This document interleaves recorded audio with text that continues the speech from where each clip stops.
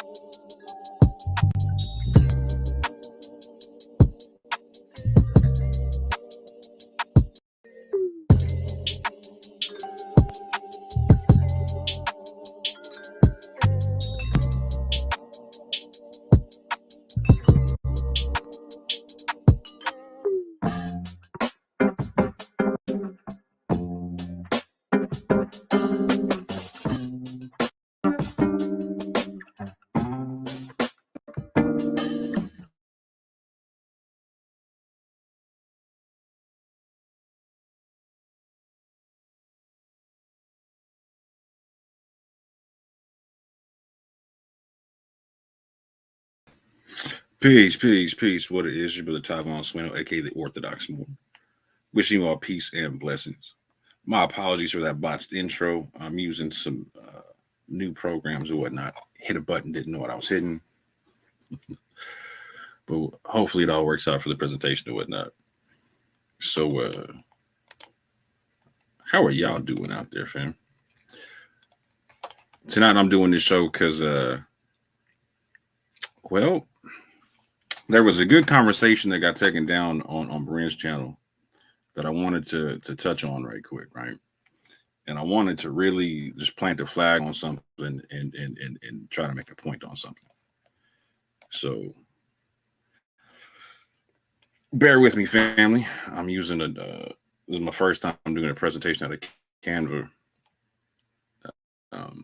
Some stuff I will have definitely botched in there, but hopefully it won't be too bad.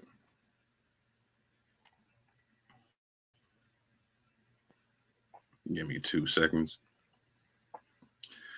And it's got my computer running super slow.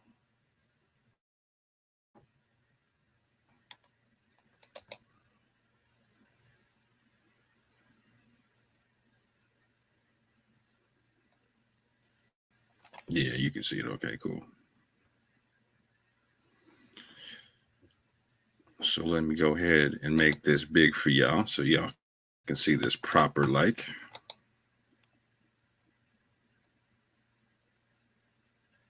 There you go. Let me cut down some of these other joints just to see if I can't make this run a little faster for y'all. But y'all can see what the title is, Who's Moving the Goalpost? You can see the title from the video. Is it the urban apologist? Is it the Hebrew Israelites? Is it the conscious community? I think this is a question that needs to get answered and dealt with thoroughly. So give me 2 more seconds, closing some more things right quick, because I have 1,000,001 tabs open that don't need to be open. Straight, do not need to be open. My apologies, should have done this before I jumped on. But my computer was not running as slow.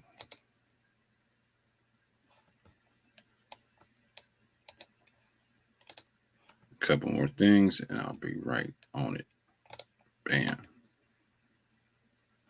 Okay, so Shabbat Shalom to the fam.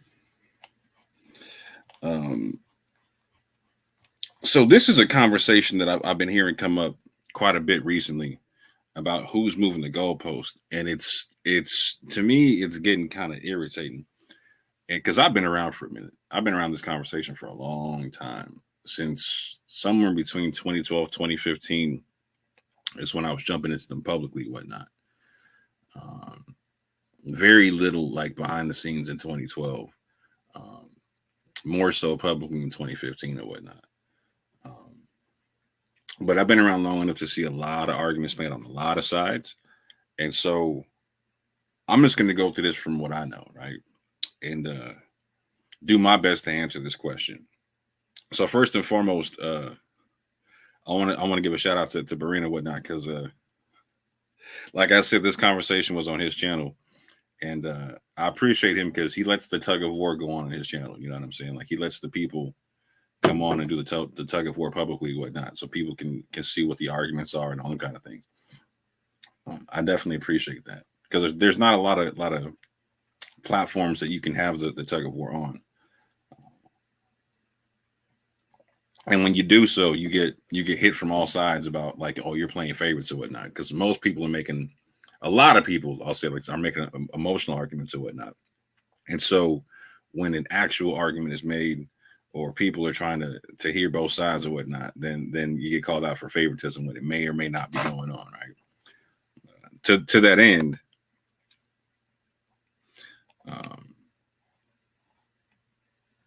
yeah, I don't know many places where you'd have seen this debate between Vocab and Dante, right, on the 400-year prophecy and whatnot. I've yet to see this. I don't think you've seen any other top level Hebrew Israelite who deals with the 400-year prophecy have that debate on any other platform, whatnot, right? I don't think you've seen any top level Christian apologists debate another top level Hebrew Israelite on said topic, right, on any other channel. Also, to that end, I don't think you've seen this debate anywhere, right? Did any Israelite people or practices come off the slave ships, right? Between me and Garfield taking the negative, me taking the affirmative with it, right? I don't think you're going to see that level of dialogue in too many places or whatnot right now. Because for a lot of people, that dialogue is hurting pockets or whatnot.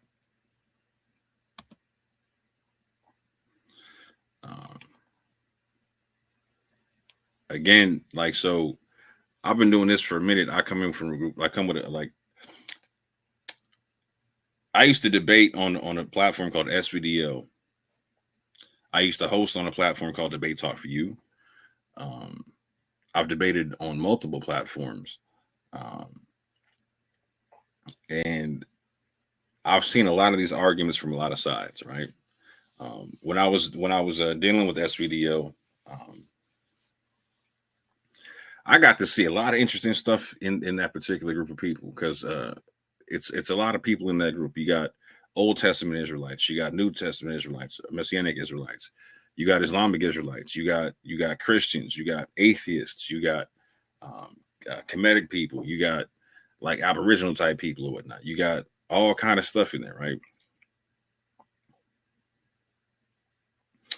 And at one point, there was a group of people called the Rise of the Canaanites, led by Alex Vortex, whose initiation right to get into this group was to burn a Bible. You had a bunch of people get into that group, one of which you're still debating on Sarnetta's channel, Chris Harris. He burned the Bible. He burned 2 Bibles. They get in that group. And at that juncture, there was like the majority of the Bible believers, including some Christian apologists, like G-Con and whatnot. We all got together and we were like, check this out. We're going to put many differences to the side, but we're going to go debate and protect the Bible against these people and whatnot, right? And what's interesting about this particular group, Rise of Canaanites and whatnot, is that they made a lot of bad arguments that you hear from the conscious community on a lot of sides, right?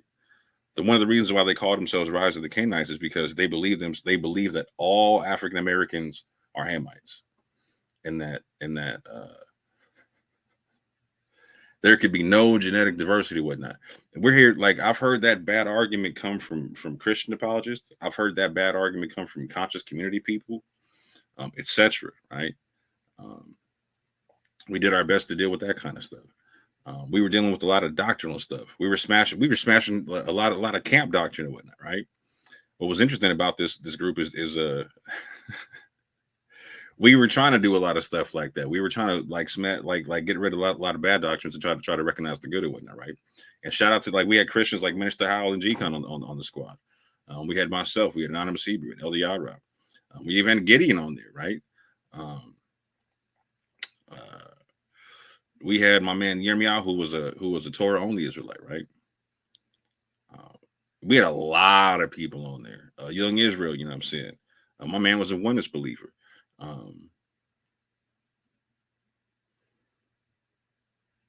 Like that's how I get into this thing, right? In terms of like dealing with these arguments and whatnot, right? At one point,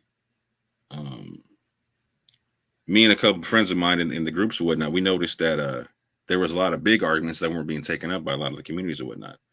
And so we decided to form even tighter niche groups to deal with these arguments and whatnot. And so I'm going to get into some of this stuff going forward. So I'm going to answer my own question. Everyone's moving the goalpost. One more time. Everyone's moving the goalpost. Some are trying to move it to the extremes, and others are trying to move them back to regulation where they're supposed to be, so we can play an actual fair game, fam. So one more time, everyone is moving the goalposts. Some are trying to move it to the extremes, and others are trying to move them back to regulation so we can have a fair game. So let's run this. So let's keep it a stat. When it comes to the Israelite conversation in America, whatnot, the camps have laid the foundation for what many of the arguments are. There's been a lot of people coming through later, whatnot, trying to switch up a lot of things, pretending like they haven't taken things from the camps or that the camps weren't their foundation and whatnot. But let's keep it a stack on a historical level when it comes to the Hebrew Israelite air quotes conversation / Black Hebrew Israelite air quotes conversation. The foundation of that conversation in the public eyes has come from the camps and whatnot, right? And they're coming through with concepts like Lashon Kadash and whatnot. Their own version of ancient Hebrew that they say is based off of Paleo Hebrew. They're coming through with the 12 tribes chart, which is a big deal, because with this chart, they're just looking at any black man walking down the street and saying, you belong on this chart if your father is a black man and you descend from slaves, etc., etc., etc., right? We got the Deuteronomy 28 curses foundation concept, to where the reason why they're saying this to these so-called, to anyone walking down the street who's a so-called black man, etc., is because the curses are upon them, and these are the identifying marks of who true Israel is, etc. Right? We have the transatlantic slave trade equivalency doctrine. This is what vocab points out all the time. And again, it's the concept. If you came here on slave ships, you got to be an Israelite. You got to be an Israelite. It wasn't on some. It wasn't on some most. These cats were talking to anybody walking down the street who looked to be black to them, from varying ranges and whatnot of skin tone, and give them the same spiel. To this day, they're still doing the same thing, fam. Now, again, to be fair with the camps, most of them, they'll do it with like a black, Latino, Native American concept, right? And do it with all of them, right?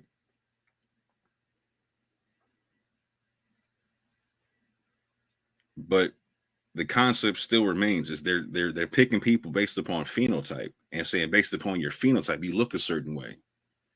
You got to fit on the. You got to fit this chart, fam. Oh, was your father Negro? Oh, you definitely on this chart. Blah, blah. And they're telling people based upon their location where they're from, where they're at on that chart. If you're from America, you're Judah, etc. Right?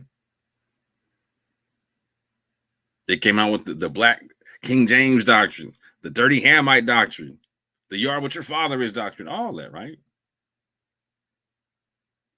Now, a lot of so-called moderates and Darbyites want to act like they don't take a lot of this stuff. But we got to keep it a stack, fam. The Darbyites are some Johnny-come-latelys to the team, fam. Johnny-come-latelys. This is what people were hearing in the streets a long time before the Darbyites hit the scene, fam. They were on the street corners hollering this out for a long time, for decades before the Darbyites came out, fam. For decades.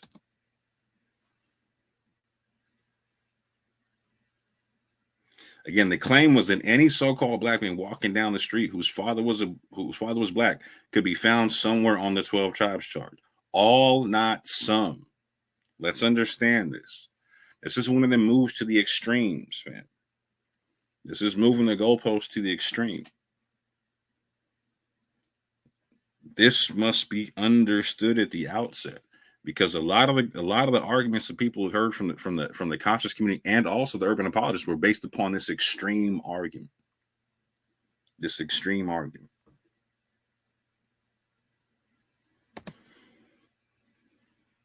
Again, this is from vocab, right? This is how we define Hebrewism and whatnot, right?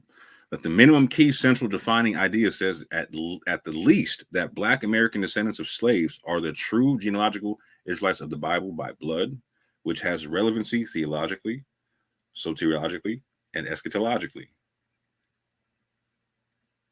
So this is what they're responding to, fam. Again, the urban apologists and the conscious community. Now, to be fair, I heard the conscious community responding to Israelites before I heard anybody from the urban apologists that wasn't, right?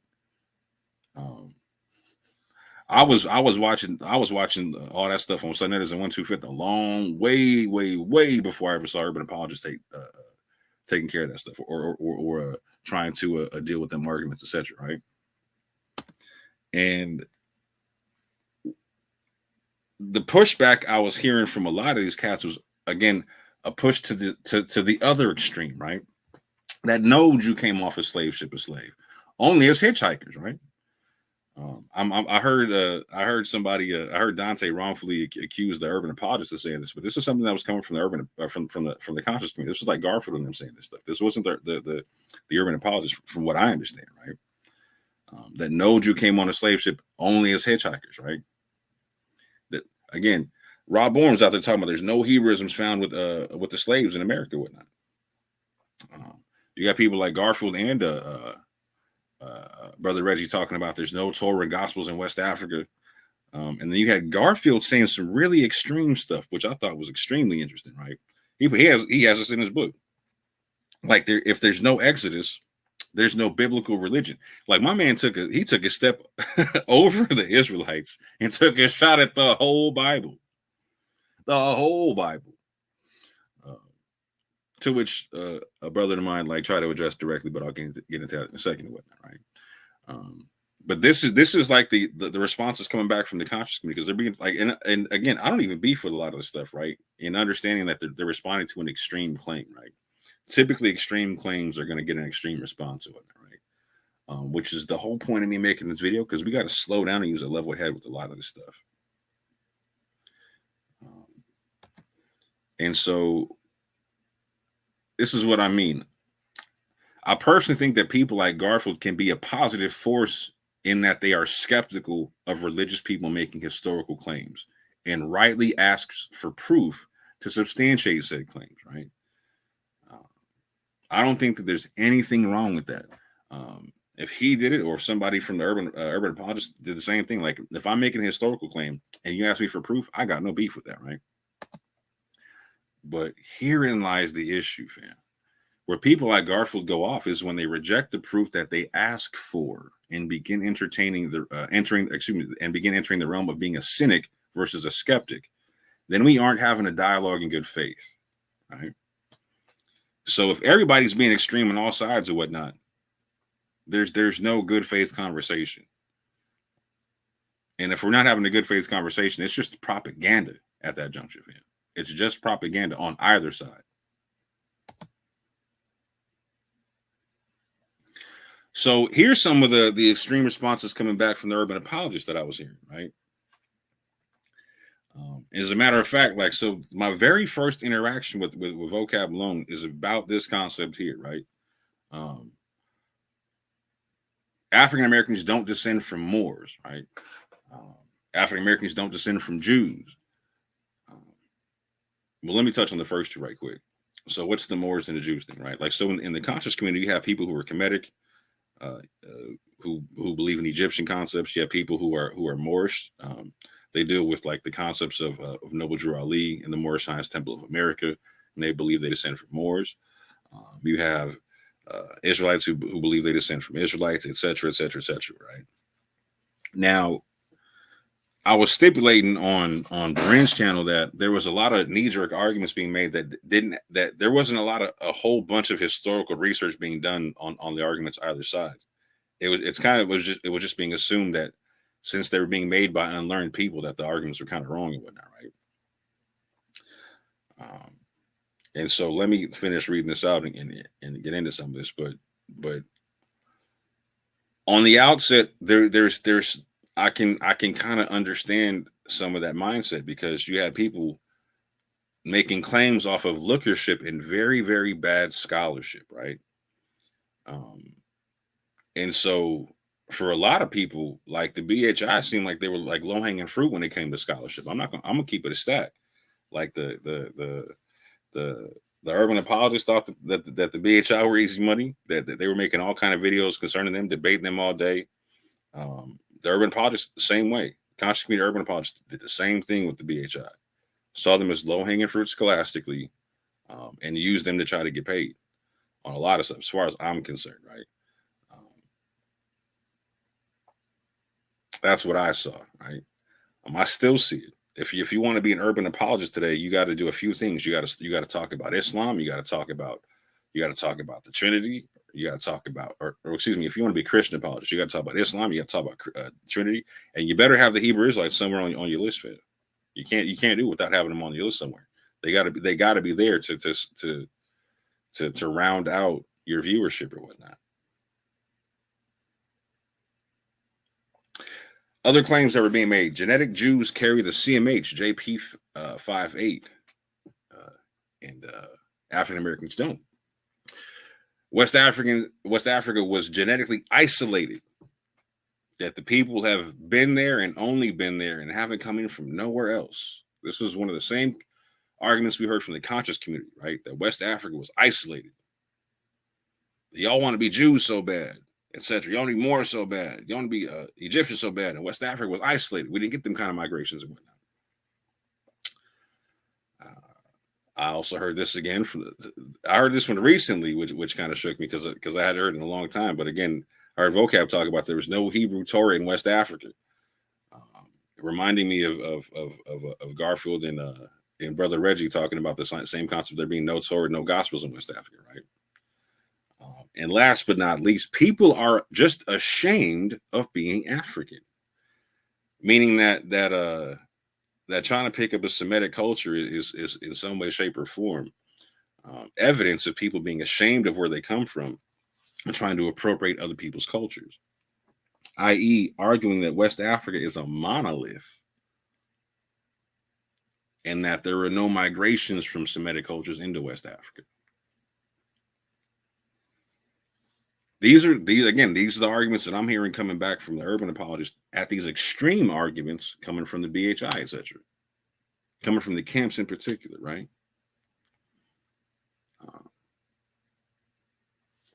Moving forward. Let me check the chat.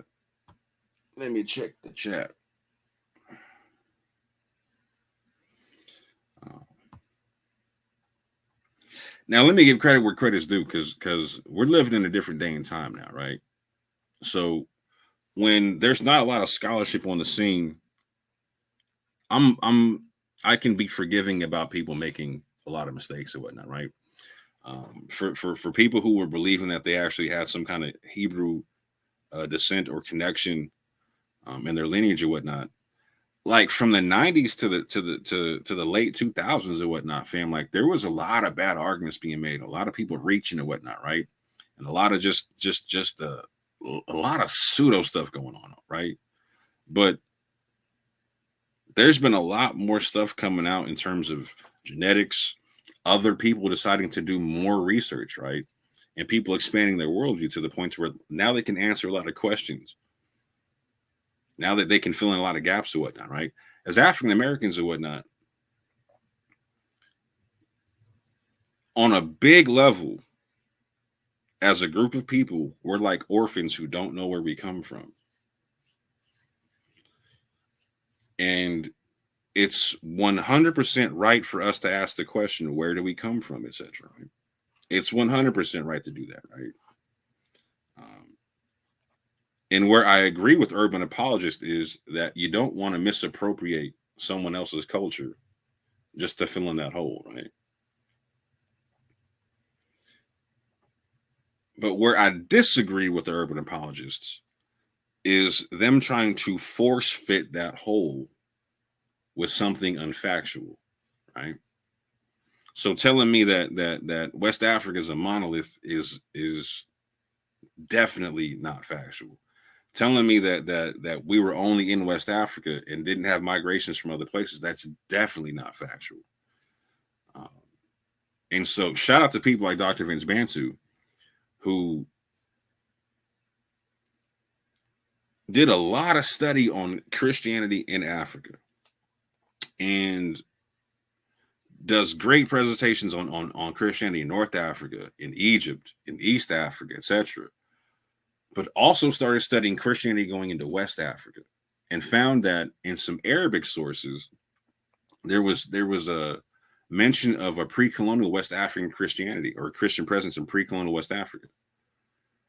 And what he had the integrity to come out and say, the scholastic integrity to come out and say was, those same sources confirm a pre-colonial West African Jewish presence. And so he was coming out saying, we found evidence for some Jews coming off the slave ships, etc., Christians and Muslims, and even more people who were spiritual or African spiritual practitioners and whatnot. But we can say some had connection to Jews, but it's definitely not all. And for his concept, it would have been minuscule. But we at least have Christian scholars coming out saying some and not all now, right? And citing where they're getting the information from to do so. Like, I 100% appreciate that, because if you got somebody making extreme arguments to one side and you got someone making extreme arguments to the other side, okay, now now there's no regulation game happening, right? When you got people like Dr. Bantu coming through and grabbing the goalpost and bringing them back to the field saying, this is the regulation, fam. Play it within here right quick. I 100% appreciate that, because this should reset the conversation for a lot of people. And it did. There were many urban apologists that came out and changed what they were saying and went to the concept of some, not none. So when the extreme argument was first made that all people coming off the slave ship were Israelites, The knee-jerk reaction to the opposite direction was none came off the slave ships. Now we got my man Dr. Vince Bantu saying some, not all, and doing it based upon a scholastic level of criteria, moving the goalposts back to regulation.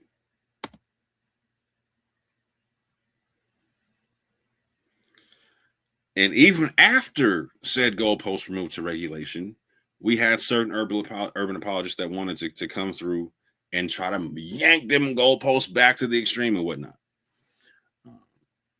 You have people like Sherry Love that were emphatically teaching that people just claiming the ethnic identity of Israel, just claiming the ethnic identity in and of itself was going to send you to hell. Send you straight to hell. Do not pass go. Do not collect $200. Go straight to hell, fam. And shout out to people like Mike Holloway, who was doing the same thing like Dr. Bantu was doing and trying to yank them goalposts back to regulation. He came out and was emphatically opposed this teaching to the point to where these extreme apologists were trying to run over Mike as being ecumenical, etc. Right? Just because he was unwilling to put people in hell for calling themselves Israelites. He wanted to find out their doctrine and whatnot. Shout out to Mike for that. I appreciate that.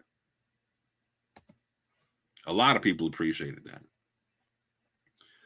Which points to something very important. We need to separate theological conversations from historical conversations. We need to separate theological conversations from historical conversations because people go about them differently, right? Some people can go about the theological conversation scholastically. Some people can go about the historical conversation scholastically. Some people can't do either. Some people have the theological conversation from an emotional point of view. I feel this way.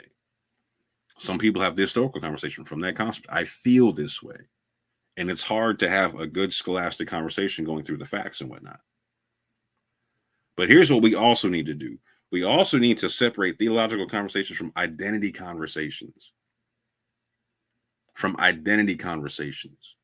And I'm inviting the urban apologist community to really hear this one out, fam. Again, African Americans trying to fill in that gap of where do we come from? I need a lot more than I'm just ashamed of being a West African. I need a lot more than that, fam. Because you're not telling me anything at that juncture, right? If you're going to interject yourself in that conversation, and again, I don't believe it's the church's job to do so. Again, I'm on record saying I believe it's the church's job to teach out the Bible, not history, right? That's me saying that, right? However, if you're going to interject yourself into a history conversation or an identity conversation, we need to take theology out of it, fam. Because whenever I started to have this conversation with people or heard people have this conversation with other Christians and whatnot, or urban apologists and whatnot, it always turned into like, well, how do you view this for salvation and whatnot? Fam, I'm not having a salvation conversation when I'm trying to figure out where did my people come from before they hit the slave ship? Ain't got nothing to do with that, right? Do some people make it about that? Sure. To assume everyone's going to do it like that is crazy. So, for instance, when Vocab came out with his definition of what he believes Hebrewism to be, it basically it's so loose that he would apply it in the sense that if you believe anybody came off the slave ship and was a Jew, you fit somewhere on that list. I know, like one of the groups I was with, I am with, Yap Gang, was put on his BHI list, and we had a dialogue hard and heavy behind the scenes and whatnot to get that cleared up or whatnot. And on Front Street, in the public, I had to come out and was challenging his doctrine on stuff and breaking down like, okay, you say this is what BHIs are and what they believe. We don't match up with none of that. We got to back this up all the way. If we can't have a dialogue about identity to where it's in good faith, we shouldn't have the dialogue to begin with. We shouldn't have the dialogue to begin with. That this A, it's a sensitive conversation, right? B, if you're going to approach it with the respect of the people I'm talking to. Like when it comes to African Americans and whatnot, don't like they're in the process of figuring out where they come from. They don't have the we don't have the the luxury of saying, oh, I know my grandma's Italian. She wrote me this pasta recipe or this pasta sauce recipe in Italian or in Sicilian or whatnot. But no, we don't got that, fam. It's not the same like that, right? So there's an aspect of this conversation to where urban apologists are definitely not coming through with a certain level of sensitivity to that concept, right?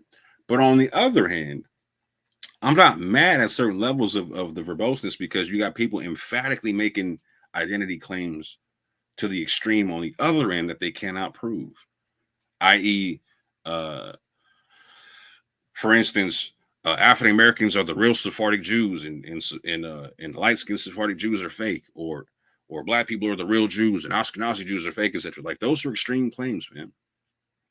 Very extreme claims. And the point is we need to slow down so we're not making these extreme claims on all sides without being vetted. Gotta vet these things, man. Here's a huge issue. Some people are trying to save face instead of admitting they were wrong in front of their audience.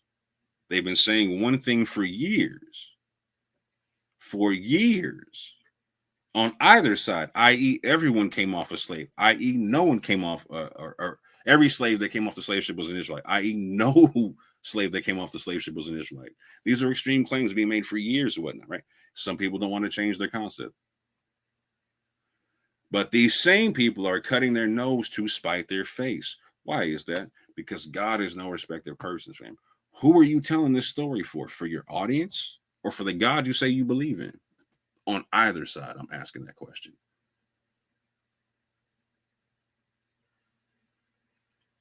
Are you staying this stubborn for your audience or for God? Because God knows what time it is, man. He knows he's sitting there watching you have that conversation in your head where you're convincing yourself to not change your perspective in front of the public because it'd be too embarrassing for you.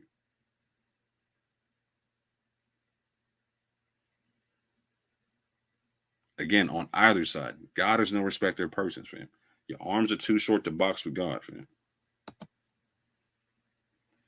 Two wrongs do not make a right. And trying to act like they do is one of the biggest logical fallacies out there. The two wrongs make a right fallacy. When a person attempts to justify an action against another person because the other person did take or would take the same action against him or her. Well, they were extreme. I'll be extreme. They didn't come out and apologize. I won't come out and apologize. They didn't admit they changed. I won't admit I changed. Okay, fam. Now we're dealing with polemics. We're dealing with we're dealing with everything but the fear of God, fam. I'll tell you that right now. Y'all definitely don't fear God as much as you fear that dislike button, fam. One more time. Y'all don't fear God as much as you fear that dislike button right now. That's a problem. That's a problem. Because God don't care nothing about that like or dislike button, fam. He is no respecter of persons.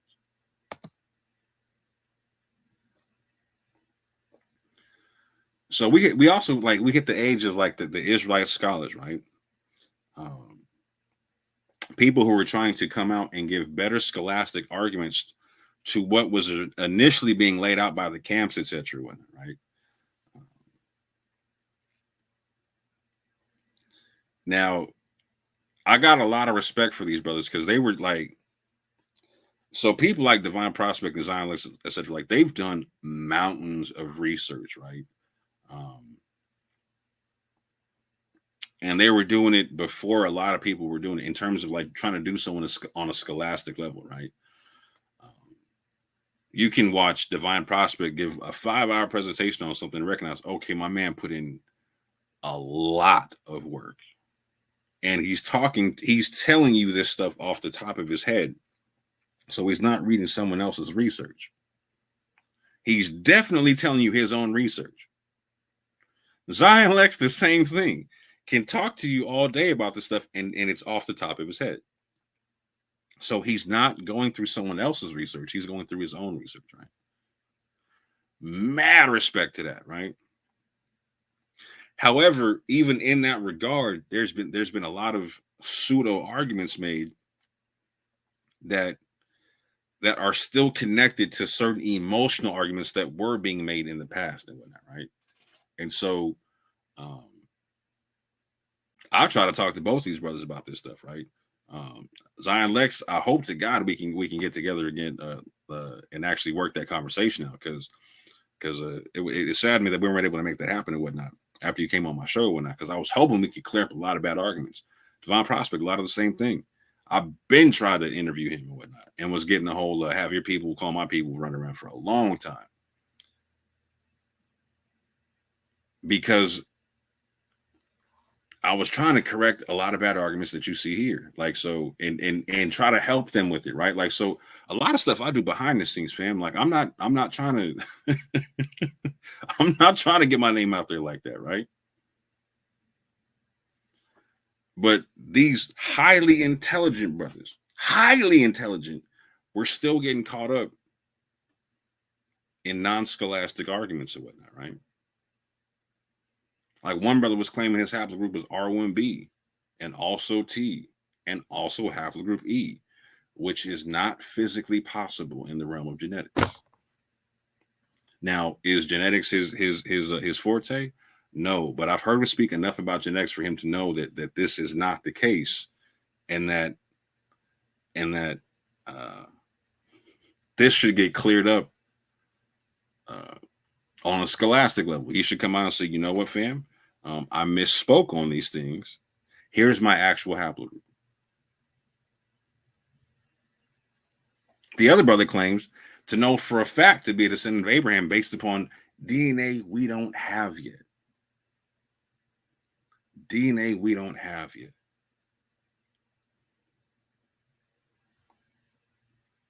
Both have tried to scholastically legitimize old arguments. And so on a certain level, I understand that, because I did the same thing myself. I was going through a lot of old arguments when I was younger, saying like, okay, does this pan out? Does this not pan out? Trying to use scholarship or whatnot, right? And like, you'll hear me say this all day. There's a lot of sources you don't hear me use, and a lot of sources you don't hear me refer to, because they don't stand up scholastically. They just don't. And the ones you do see me bring out, I do my best to vet them to the utmost, to where, like, when I make an argument, it's not going to be thrown out based upon some pseudo scholarship. I want you to actually deal with the argument at hand, right? In good faith. So these brothers making some good arguments and some bad arguments, right? Now, again, I want to keep this clear. I respect these brothers a lot, because they put in a lot of research, a mountain of research. I'm not taking shots at their research in any way, shape, or form. They've given many good presentations. They've given many good sources to the people, etc. Right? Again, I'm saying they've given some good and some bad arguments, right? They speak to West African Jewry, and they were definitely trying to buttress that argument on a scholastic level, where the camps had dropped off that scholastic argument. So again, I 100% respect it, and I'm not trying to downplay that in any way, shape, or form. Again, I'll say this though: although none of their research would establish an all and not some claim that was made by the camps. One more time, none of the research they presented would substantiate the all and not some claim made by the camps. Going forward, let me check the chat right quick, because I'm horrible at that when I share my screen. Here we go. Now, like, so after the camps and like the scholastic Israelites started coming up and whatnot, right? We saw the rise of like the Pastor Darby's in the straightway ministries types and whatnot, to where they're building church fronts and taking the Israelite conversation from the street corner and now bringing it into the church kind of a setting, right? And so we heard a lot of stuff from the Darbyites and whatnot, right? Darby gave a lot of doctrine and then passed away before many things were parsed out to be true or not true, right? So with this group of people that followed him and filled in the gap of him passing away, you have people like Benai Israel, people like Kelly Richardson, people like the Tail Twins. You have people like Dante Fortson, etc. You have others, way more, a lot of others, and whatnot. But these are people that you know, and whatnot, right? Trying to change the face of Israelism in a sense, to where, like, again, taking off the street corner and bringing it into the church house, right? But we heard a lot of bad arguments coming from the Darbyites, man. So, for instance, between like Benai Israel and Kelly Richardson, right? One of their big claims to fame is this concept of there being cursive Solatrel Hebrew on the pews coming from Sephardic Jews, trying to buttress this concept of the American Negro is the real Sephardic Jew and was transported from Spain to West Africa and then sent to the Americas during slavery and whatnot. In so doing, they made a lot of claims in terms of historical claims to try to back that stuff up, right? And so, for people who don't know, there's a church in Savannah, Georgia, that has many markings on many pews and whatnot. And there's been dispute as to what's on those, what those markings actually are, what they mean, etc., etc., etc., right? And within this dispute, they came out, made claims. For instance, like Dr. Ephraim Isaac, who's Ethiopian and Yemenite, right, and is also Jewish and whatnot, right? He was cited in a documentary called The Cryptic Quest, stipulating that he thought that there was some Hebrew on the pews, like a shorthand version of the Tetragrammaton and a couple of letters and whatnot, right? On the pew that he decided, that he stipulated he saw some Ge'ez letters, and again pointing out the shorthand version of the Tetragrammaton written in 3 yods. But now Israel decided to translate that same pew, disregard what Ephraim Isaac said. Kelly Richard the same, disregarded what Ephraim Isaac said, and they falsely claimed that Solatrel was confirmed on that pew. One more time. Falsely claimed in a documentary they made you pay for that Solatrel was confirmed to be on those pews, made by Sephardic Jews, no less. Nothing could be further from the truth. They further came out and let you know that they believe that the Solatrel originates with an Ashkenazi mulatto boy whose father was a Jew, an Ashkenazi Jew, who married a free black woman who was already married to a slave, had a child with the free black woman, taught the child, taught the Ashkenazi mulatto child Solatrel from a Sephardic background, and that's how it got on the pews. Didn't even come over on the slave ships. Came from a slave master. That's their story. Then they went to claim that there's no Arabic on the pews after multiple scholars, African and otherwise, have said Arabic's on the pews. They went on to claim that no Muslim slaves were in America by law, when scholars stipulate that up to 30% of the slaves taken in the slave trade were Muslims.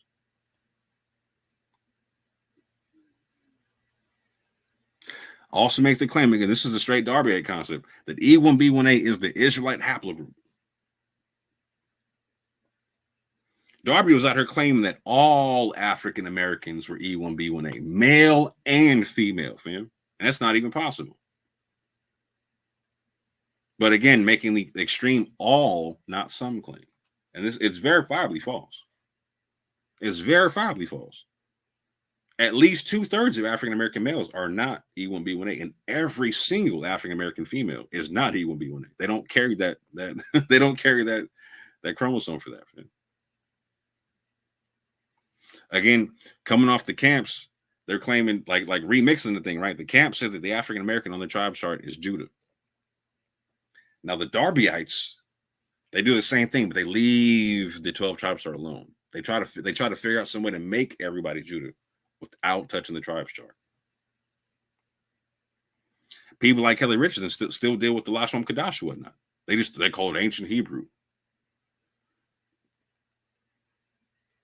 Still uses stuff from the camps, like he'll give you their our father and all them kind of things and whatnot, but won't give them credit for it. Acts like he came up with it all himself or whatnot. This is the funny thing about the Darbyites, fam, is they use a lot of camp doctrine and want to act like they didn't get it from the camps. Hold on. There we go.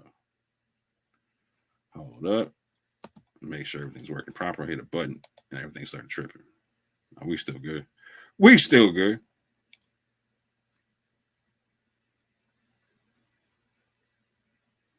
We still good.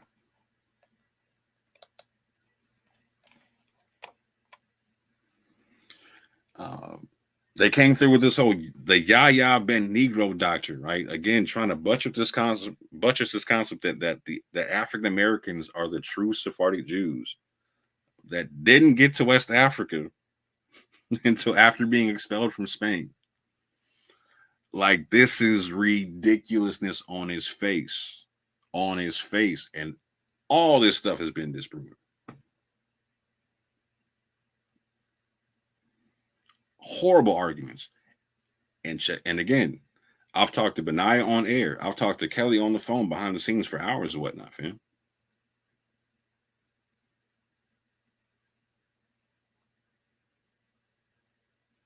Definitely, I was trying to clear up a lot of stuff with these cats and help them make better arguments and offer better arguments, etc. Whatnot.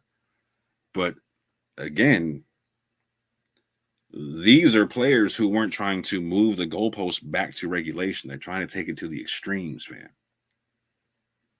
Trying to take it to the extremes. Credit where credit is due. Although he hasn't produced any proof of the people of First African Baptist Church being Sephardic Jews that went through the transatlantic slave trade, Benaiah did cite historical church documents and literature where the people call their community Israel. I went on Garfield's channel and was citing this stuff to people like Zion Lex, who was taking shots at them over their over their understanding of what the pew said in Hebrew. Zion Lex was like, no, that's not what it says. It's not Hebrew, blah, blah, blah, blah. Not cursive Hebrew, blah, blah, blah. 100% agree with that, right? But I did stand on Benaiah's information in terms of him touching on what the church talked about. Because it was factual. You can't get around that. The books say what they say. Now, does that mean that they consider themselves to be Sephardic Jews? No. Do they consider themselves to be bloodline Israelites? That claim was never made by the church, right? Can you make the argument that they thought themselves to be figuratively Israelites and whatnot? Like a lot of people were at the time? Sure. But what you can't do is say that the book says something that don't say. Or reject the fact that it says something that it says. And I 100% respect the fact that you can stand on that the documentation from the church does stipulate that there are people calling their community Israel. 100%.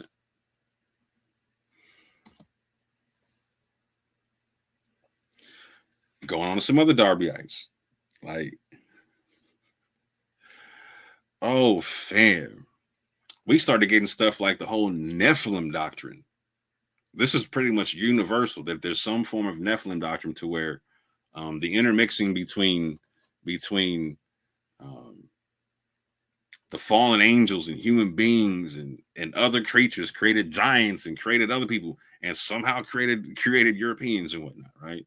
So you got the camps talking about like some some Esau is the white man doctrine and whatnot, and they devolve into some wannabe NOI type doctrine where they where they got some whole cave mixing popping off and whatnot, and we see that same thing popping off with the Darbats and whatnot, to where we have it's a whole blend of stuff. You got a mixture of giants and fallen angels and Neanderthals and all kinds of stuff going on into the creation of the so-called white man and whatnot, right? But it's an outlandish doctrine that has no validity in science and whatnot, right? And none of them will debate it because genetics flat out flat out just kills the argument, but they don't want to have that one, right? Next, we got this whole 40-year floppacy, right? AKA the 40-year prophecy and whatnot, right? To where we watched, you want to talk about goalpost moving, fam. We've literally seen the Tail Twins move that goalpost multiple times. We're gonna be going by this day, and not happening, fam. We literally got Dante moving it from 400 years to 430. And we're not going to talk about that being a move of the goalpost, fam. On top of that, we had doctrines come off this 400-year prophecy, like African Americans were the only people with the unique ability to call back the Most High and the Messiah and the return of the Messiah and whatnot for the second coming and whatnot, based upon them being the true Israelites of the Bible because they're Black Sephardic Jews, etc., all this craziness, man.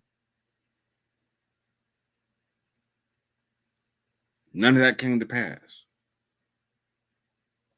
None of that came to pass, but nobody wants to admit that they're right or they're wrong in front of their audience. Everybody's more afraid of that dislike button. They got more fear of that dislike button than they got a God, fam.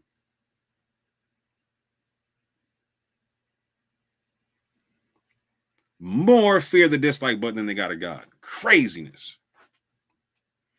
They came out with the whole real Israel is in Africa doctrine. Now, Dante's not saying this, but Dante endorses the Tail Twins, so he endorses the concept, right?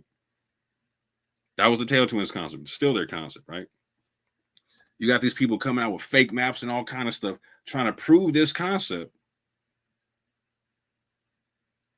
And it's beyond pseudo, fam. There's not a single Israelite group in Africa in history that ever said what they're talking about. Now, is that an appeal to tradition? To tradition? Sure. You can say that's a fallacious argument, 100%. What I'm saying is it's ahistorical and needs to be treated as such, right? If it's ahistorical, then please walk me through step by step how you get this. Now, I've done this with the 40-year prophecy, fam. It falls on its face everywhere. Every stipulation they try to get. Oh, well, in the Bible, you couldn't have the 40-year prophecy really happen because Joseph was a governor. He couldn't be enslaved. He was a governor. Oh, word? Well, then I brought out the governors that were Black in the 1800s or whatnot. That would have chopped down this whole 40-year prophecy right then and there. You couldn't have made it to 2019 because we had Black governors in the 1800s and whatnot.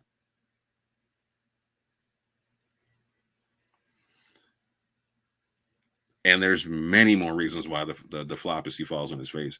And shout out to people like Zadok and Blacktastic who really went in on that, fam.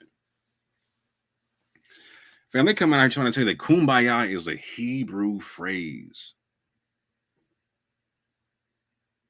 with not a lick of scholarship to back it up. And the sources that they cite literally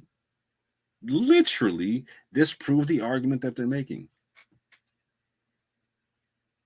Again, we got the Black Sephardic Jew doctrine, which is just nuts. It's the most disrespectful doctrine to West Africans I've ever heard in my life. The most disrespectful doctrine I've ever heard in my life, man. This is one that I'm surprised that the urban apologists don't hit this argument from this angle. And I'm gonna keep it a stack. They're not hitting it from this angle because most of them aren't studying these arguments to this level. when vocab told me on air, you've probably read more books from Dante Fortune than anybody. No, that's facts, bro. And that shouldn't be the case. Like, I've never debated Dante. If I debated Dante, I should have read all his stuff before I got in that ring with him. I should be 1,000,000% familiar with what he's talking about, right? Bryn talks about this all the time. I don't think y'all are checking the sources like that, fam. I don't think you're checking the arguments like that, fam. He's out here operating in a vacuum. A lot of these people are operating in vacuums and whatnot, because with a lot of these arguments, the urban apologists have they took a half step back, like, okay, you're not making scholastic arguments. I don't have to deal with them. No, fam. Because it's just like in a court of law. If the opposition makes an argument and you don't answer to the judge and to the jury, nah, their argument is correct because you didn't answer. There needs to be, I 100% agree with Brent. Like, no, there needs to be some return fire in bringing the conversation back to the middle, snatching them goalposts from the extremes and bringing them back to regulation, fam. Bringing them back to regulation. Here's one that really needs to get understood: is this autosomal DNA concept, right? Oh, hold on. Let me finish explaining this to you. Like, so here's why it's super disrespectful to talk about this argument, this Sephardic Jew argument, right? It's because the assumption is that the people that came off the slave ship did not get to West Africa until after being expelled from Spain and Portugal.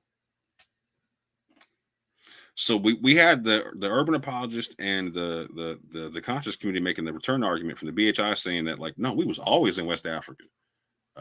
You're just ashamed to be in West Africa and whatnot.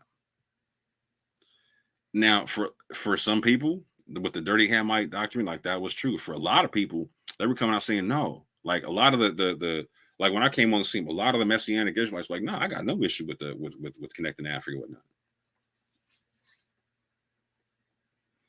And then we hit this extreme again to, like, nah, fam. The truth is, we didn't come from Africa. We came from Israel, and then went to Spain and Portugal, and then went to West Africa. Yo, that's so wild. That's so wild. Like, that's so disrespectful. You're gonna sit here and show me your DNA test, right? Talking about you're almost 90% sub-Saharan African. Gonna show me, like, I'm 47% Igbo. We're connected to the Igbo. But but y'all didn't come to West Africa until jumping off of slaves, until jumping off a ship from Spain and Portugal. Yo, that's so wild, fam. And yes, if you're hearing what I'm saying, like, that's not what they teach. No, fam. No, that's what they teach, fam. Again, I got this on tape with Benaiah. You can see this with the Tail Twins. You can see all these cats talking about it, fam.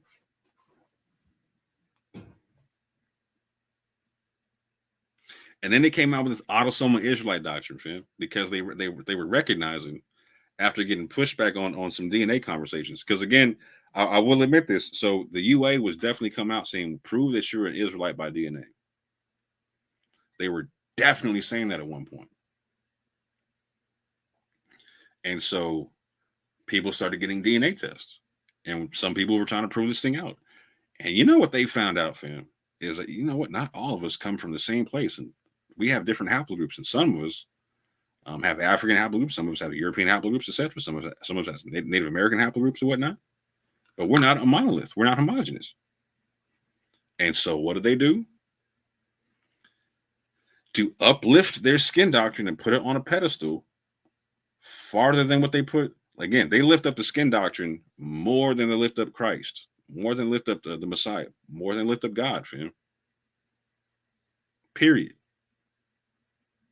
And to satisfy their skin doctrine that they put on the pedestal, they stipulated it doesn't matter about your lineage or whatnot, right? In terms of where you come from on your father's side, mother's side, none of that matters. What matters is that you have autosomes that give you black skin.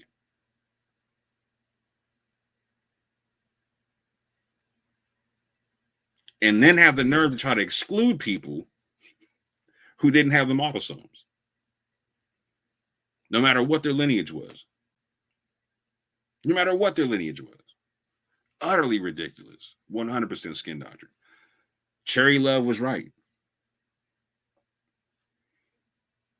100% right. People lift up their skin doctrine over the Messiah, which is crazy. That's what makes it the awakening, fam. That's what makes it the awakening, not the awakening. The real awakening is about lifting up the Messiah as an ensign to the nations and whatnot. Then here's this completely ridiculous argument, again, having to do with the skin doctrine. Israelites only mix with Hamites. Nothing could be further. You better be a Torah only Israelite making this argument. It's still a bad argument if you're a Torah only Israelite, but you better be a Torah only. Because if you got the nerve to say that you're a Christian or that you believe in the New Testament and you're making this stupid argument, one more time, stupid argument, then I know you don't fear God.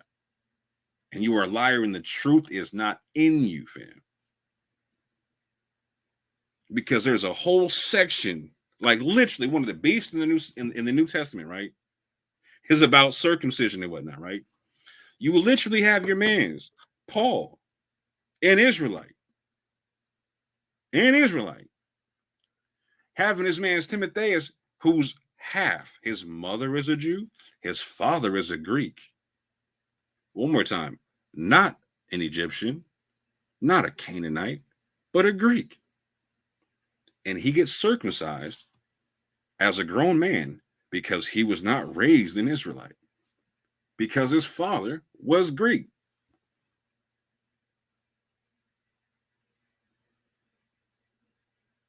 So it's like, this is how I know y'all don't fear God. You would much prefer to uplift skin doctrine for a crazy emotional mob who's again, them hitting the dislike button you have more fear of than the fear of God.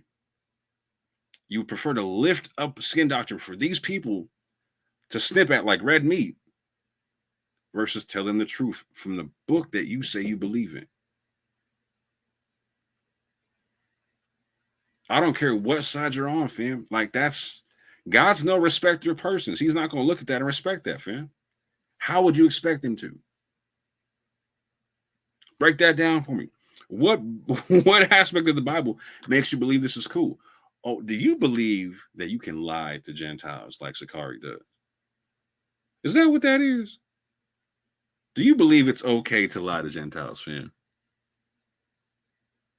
If so, just say so. At least Sakari will come out and say it.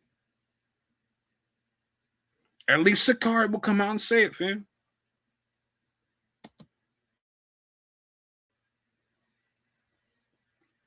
But I will say this, credit where credit is due. Like, again, the thing about this whole process here that I'm trying to talk about is people got to be given credit for the good arguments and discredited for the bad arguments. I don't care who they are. You got to give credit to the good arguments and discredit the bad arguments, no matter who they're coming from. Someone you like, someone you don't like. That's how you bring the goalpost back to regulation, fam. And in doing so, I'm going to shout out Dante, fam. He's 100% right when he talks about North Africa and West Africa are connected genetically. You got people like Vocab trying to separate the two because it's inconvenient for his polemic argument. He needs to separate North Africa from West Africa so there can't be any connection to Jewry from either or. So I 100% agree with Dante that North Africa and West Africa are connected genetically. His DNA and my DNA both prove that. Both prove that. Our parent clades can be found in North Africa all day. All day. And that's an important thing to understand. Because why is somebody trying to separate North and West Africa? Again, for a polemic conversation. It's not a conversation about good faith at that juncture. It's a polemic conversation. He shares ancestry with 10% of Ashkenazi Jews. He stipulated that when he's reading his DNA off to the people. Not a lot of people are going to say that. Not a lot of people are going to say that, but that's facts. And so that should hurt on a lot of sides. The urban apologists need to look at that and recognize, oh, okay, there are some African Americans who share DNA with other Jews and whatnot. And you have people like Abu, shout out to Abu, he believes people like Dante have a better shot at being an Israelite than people who are haplogroup J, like other apologists, right? Shout out to Dante for all that, right?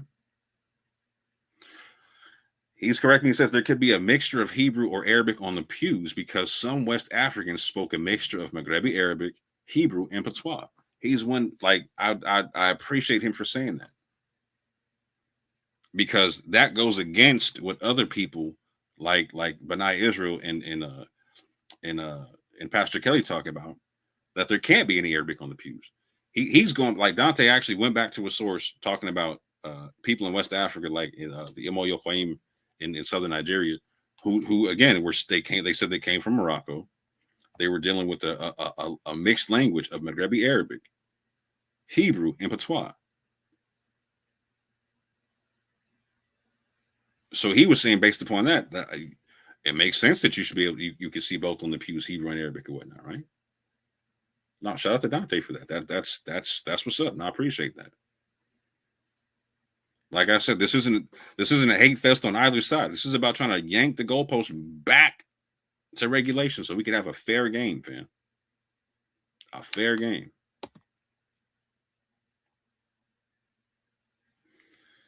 Shout out to my man Anonymous Hebrew, aka Unity and whatnot. We've been in this for a minute doing this stuff together and whatnot, and we were trying to answer a lot of big questions and whatnot.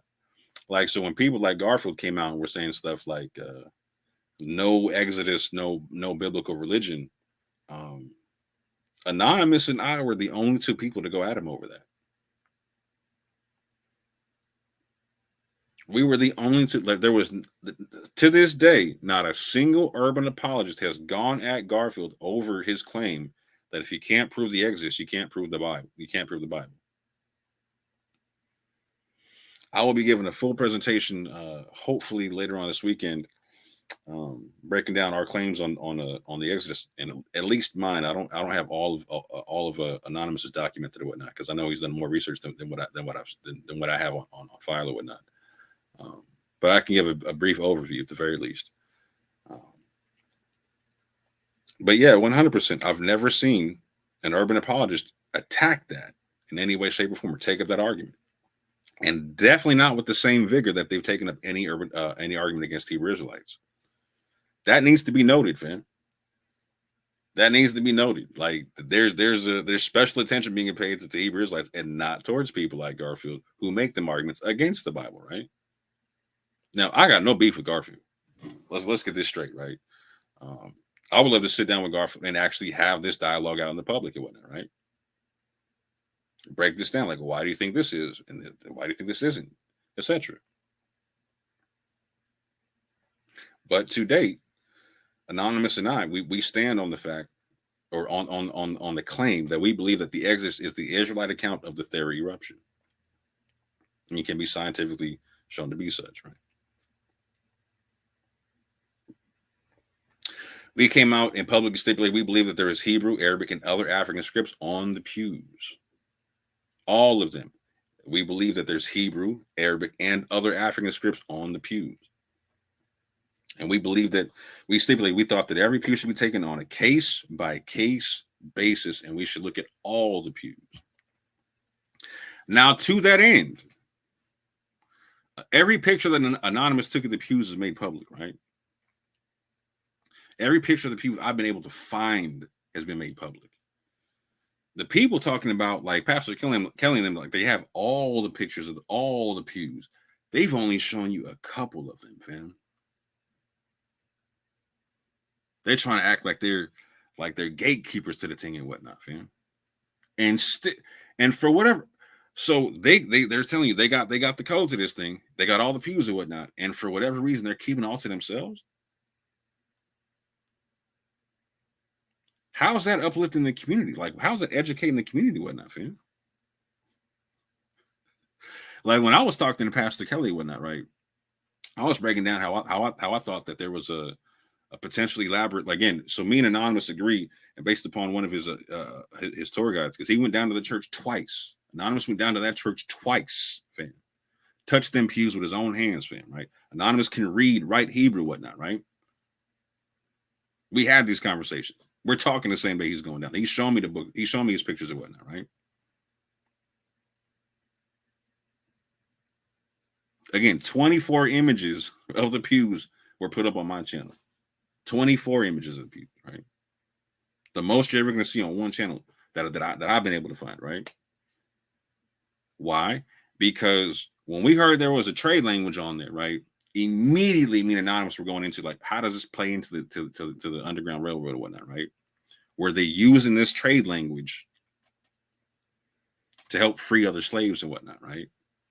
So I'm talking to Pastor Kelly about this, about the 9 patch on the ceiling and the quilts and all that, like potentially being a grid system for these symbols or whatnot, for certain phrases being used for certain, all them kind of things. When I'm saying like, and saying like, he literally agrees to publish his pictures, and that once a month that him, me, and Bernard were going to go through them all and whatnot, right, to see what we could find and whatnot. Publicly, we were going to do this, right? And then I have an interview with the Boo, of which I tell him I'm going to do, and say like he wants to come on first to give us propaganda. When I'm like, nah, let me talk to a Boo first, and then you come on, Why? Because I wanted to ask Abu a couple of questions. Because Abu was talking about this concept of there being no language on the pews for making an argument. Like if you're going to make an argument, he made an argument for Arabic and tried to show that as like, this is how you make an argument, right? This is how the criteria of how you should make a good argument. And so I wanted to get Abu on record as stipulating what his arguments were, because I think he makes good arguments. But I wanted to know, does he believe that can you use Arabic to write other languages, right? Because in West Africa, this is a common concept called the Jami, where you're using the Arabic script to write other things. So I asked him, like, do you believe that you can also use the Arabic script to write Hebrew? And he was forthright and honest and said, yeah. I was like, cool. So at that juncture, Arabic being on the pews doesn't rule out Hebrew. He was like, no, it doesn't.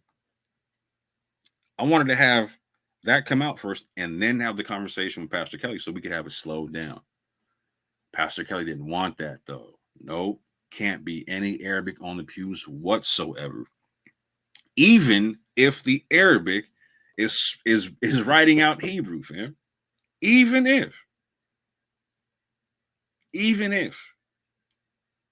This is, we're talking about extreme concepts now, right? Where they started making, where they started coming out with like it can't be Arabic at all. There weren't even Muslim slaves. Are you kidding me, fam? This is why no scholars taking none of that stuff serious in any way, shape, or form. But for real, actual scholars are actually now looking at the Arabic on the pews and whatnot and finding multiple phrases thereof. Multiple phrases. And again, one more time, because there's a whole bunch of people hearing what I'm not saying, trying to listen to this thing, right? So one more time, again, me and Anonymous make the argument for there being Hebrew, Arabic, and other African scripts on the pews, right? And the Hebrew we argue for is not the Hebrew that they're talking about, that we woke now and them was talking about. No. And here's one more. Please pay attention to this part here, because we've been trying to shout this from the rooftops for a long time. We have no issue being a first generation convert or revert to any tradition. People like Anonymous and myself aren't out here saying like, we're the real Jew, therefore we don't got to do it. Like, no. Like, so whether you talk to like the Limba, you talk to the Igbo, etc., you don't get to just call yourself Limba because you took a DNA test. You don't get to just call yourself Igbo because you took a DNA test, or one day you woke up and felt like you were one or the other, right? No, you would actually have to go convert through them tribes to be considered part of them people and whatnot, right? A lot of us don't want to do that in America. They want to control the conversation like they're the purebloods on stuff and people got to come to them. Fam, that's not how this works. That's not, none of this works. We're not pounding the table like we're purebloods and whatnot, fam. That's not what we do. That's not what we do. We pound the table talking about people in West Africa not being a monolith and try to shine a light on the different traditions and belief systems that are in different places and whatnot, and try to actually help people fill in that hole that they have with real answers. With real answers, man. With real answers. Not some pie in the sky stuff. Not something pseudo, fam. Something tangible.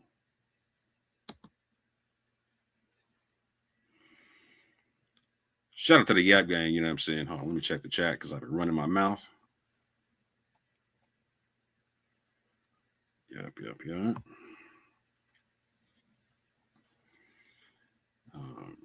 The Yap Gang are doing the same things. They're bringing sound arguments to the table that have yet to be rebutted. And are doing their damnedest to bring those goalposts back to regulation. So out here beefing with everybody. Hebrew Israelites, Black Hebrew Israelites, white Hebrew Israelites, Latino Hebrew Israelites, urban apologists, the conscious community, everybody can get these hands, right? But what are we talking about? Trying to get them goalposts back to regulation. People talking about stuff like this. African Americans are a genetic mixed multitude. People didn't want to accept that, including Levantine DNA. Huh?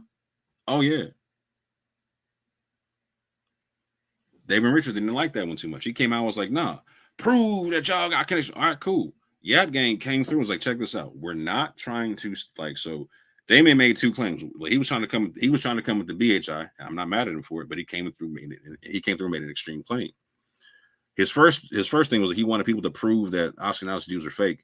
We were like, nah, we don't deal with that part. We don't demarcate the Ashkenazi Jews just because of Europeans and whatnot, right? In fact, we believe that the ones that are haplogroup E, etc., could potentially go back to Abraham, Isaac, and Jacob or whatnot, right? However, there was this part two he was dealing with. Like he was making this argument that, again, West Africans were a monolith, that they were isolated to West Africa and didn't have any Levantine ancestry, right? So we were like, nah, fam, there's no, that's not how this works. Africa in and of itself is a mixed multitude. West Africa is a mixed multitude, and Levantine DNA made it over there. And there's African Americans who have said Levantine DNA. Again, making the arguments, West Africans are a genetic mixed multitude in themselves. Again, Levantine too. That world Jewry is a genetic mixed multitude, including sub-Saharan African DNA that goes back to the potential founding of the nation of Israel. Push this one hot and heavy. Phenotype is fluid and genotype is not. That one's breaking hearts all over the place because you can't do nothing about that, fam. Can't do nothing about that. 12 tribes chart shot. It's shot. The 12 tribes chart is shot. The you are what your father is concept shot. Is the Israelites never mixed with, they only mixed with Hamites shot. The Sephardic Jews didn't mix with anybody but black shot.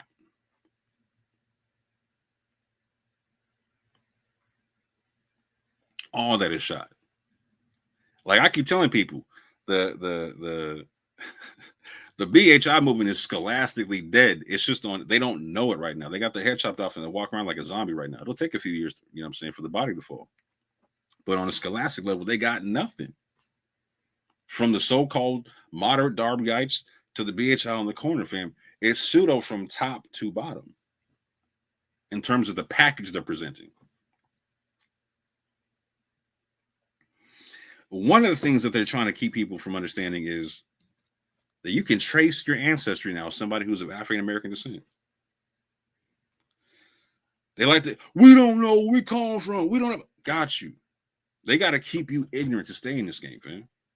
That's part of this extremes concept. Like from the UA to the urban, to the conscious community, to the Hebrew Israelites and whatnot. Like ignorance, right, is how you stay at the extremes. Keeping you ignorant is how you stay at the extremes. Giving you information is how we bring you back to regulation, fam. Information we can give you now is, fam, like, if I'm sitting here mad at a church because I ain't take a DNA test, bro, I'm crazy. There's something wrong with me, fam. I'm over hollering, oh, the church didn't tell me my history. Okay, cool, got you. Why didn't you go learn? What's stopping you from finding? What about a church is stopping you from finding out about your history right now?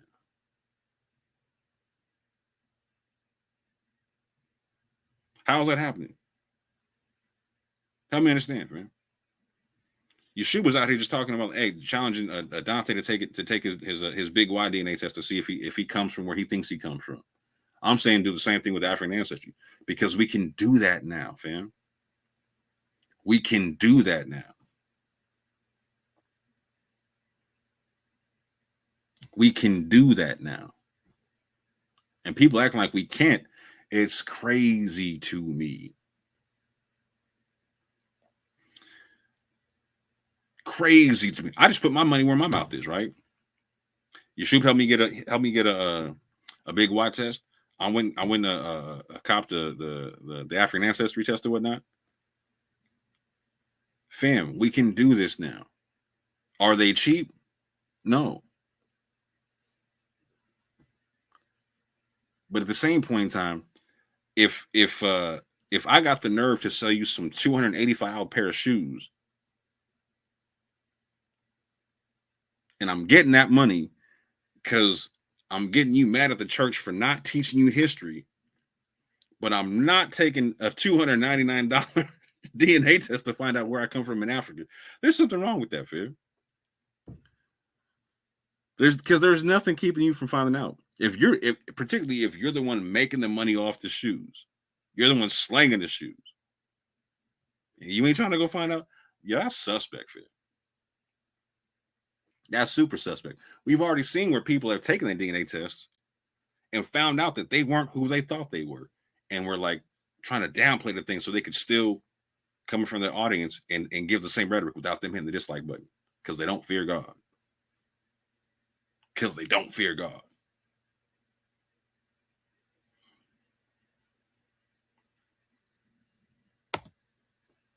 Ridiculous.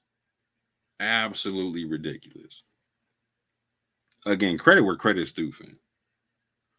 Shout out to people like Zadok and Blacktastic coming out breaking down that it's not a 400-year prophecy, it's a 400-year floppacy. That it's not an awakening based on the Messiah, it's an awakening based upon skin doctrine and whatnot, right?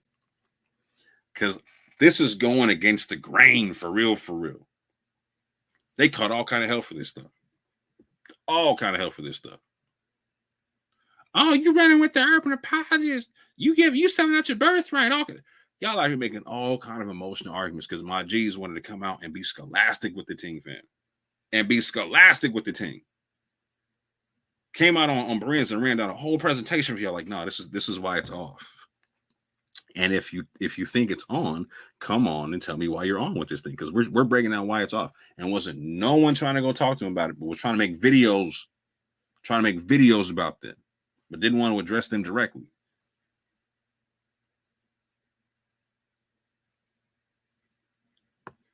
Shout out to that man, you know what I'm saying? Integrity with this thing. Shout out to a Boo fan. Y'all out here acting like a Boo is the devil because he challenges your methodology. I remember telling your leaders, fam, I'm on the phone with these cats, fam. I'm on the phone with these cats. Ask Sister E if I ever told her this. Again, this has already been like confirmed or whatnot. You know what I'm saying? But again, ask her if I told her this, right? I was on the phone with her and my man's Yehukanah, right? From Yahweh War Machine and whatnot. Yehukanah also helped Dante out with some Jet Match stuff or whatnot, right? We were talking like me, him, and Sister E were talking about some DNA stuff, some other stuff or whatnot. And I let her know. I was like, check this out, fam. Like, so I'm going to intentionally engage a Boo so we can try to slow these conversations down, because he's making good arguments and the good arguments need to get dealt with. No one's going to take you seriously if you don't deal with the good arguments. I told her I'm going to keep both sides accountable because of my own ancestry. My mother's family comes from Maghrebi Sephardic Jews and whatnot. And the arguments that the urban apologists use against African Americans wouldn't work against that community, because that community is also coming up to their own kind of awakening kind of a thing, right? Like people like Covey in the chat. Shout out to Covey. But I said I'm also going to keep the Hebrew Israelites accountable or whatnot, because the extreme arguments they're making, right? Like, so I told them, like, I told her that the arguments that work for Sephardic Jews, right, also work for in terms of criteria, in terms of like how you trace something, right, also work for African Americans and whatnot, right? And it would be hard to say one group isn't without saying that both groups aren't Jews, right? Because there's a lot of overlapping history in terms of Africa and the history there, right? And so I was telling sisters, look, I come from both sides of this thing. Like my father's people, they come from a part of Africa where there was Jews, Christians, Muslims, all this. So I'm not going to let people discount that. I'm also not going to let people discount Jewry from other parts of the world or whatnot, right? Such as Spain, Portugal, etc., right? Or Europe, or Asia, etc. And Abu's on it. Like, I shout out to Abu, because Abu's on that whole, let me snatch this goalpost and move it to the center right quick. Like, that's what Abu, he'd be out there looking for move goalpost. He's like, how can I get this thing back to regulation? That's, he wakes up like, where's the move goalpost at, man? I appreciate that about Abu on both sides, because he will go and talk. He will go check Christians and whatnot, fam. It's not just the Israelite council. He will go check Christians and whatnot. Abu offers many good thought experiments and offers good challenges to methodology, and people have an issue with that. How dare you challenge me? Okay, you're coming from an emotional place, fam. How dare you challenge me? Oh, got you. If you can't be challenged, don't come and make a claim to me then, fam. How dare you come to the public and make a sweeping claim and pretend you can't be challenged on your information? How dare you? Don't disrespect my mind like that, fam. Don't you dare disrespect my mind like that. At the same point in time, you got to give props to Abu, because he keeps it a buck. He has no issue coming to the public and saying he believes Dante being E1B1B gives him a better shot at being a bloodline Jew than someone with the CMH, someone who's JP58. No issue publicly disagreeing with people like Vocab. None whatsoever.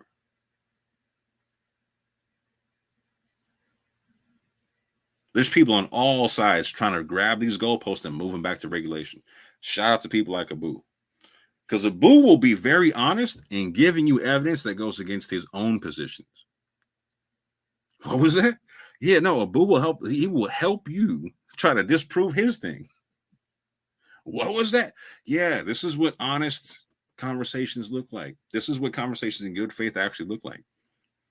On a scholastic level, on a scientific level, all the type of stuff, man. Like, he'll put out the hypothesis, like any good scientist. Here's my hypothesis. Now I got to try to prove it right or wrong. Right or wrong. That's how it works. That's how it works, man. What do I mean? So y'all have seen me give my presentations. You've seen me have Vocab come on and look at this very slide where I'm looking at like one pew that potentially has Arabic, Hebrew, and Ge'ez on it. The phrase, there is no God but Allah, la ilaha illallah, potentially the tetragrammaton written in shorthand form of Hebrew with just 3 yods, and potentially a ha and a sa in Ge'ez. Now, I've shown this to Vocab live on air. You can't pretend he didn't see this. I let him see what was up with the documentary where they're talking about this Hebrew, not the cursive Hebrew, but this Hebrew, this shorthand version of the tetragrammaton and whatnot, right? And my man hit the track running like a nosebleed and whatnot. I haven't heard him talk about this since.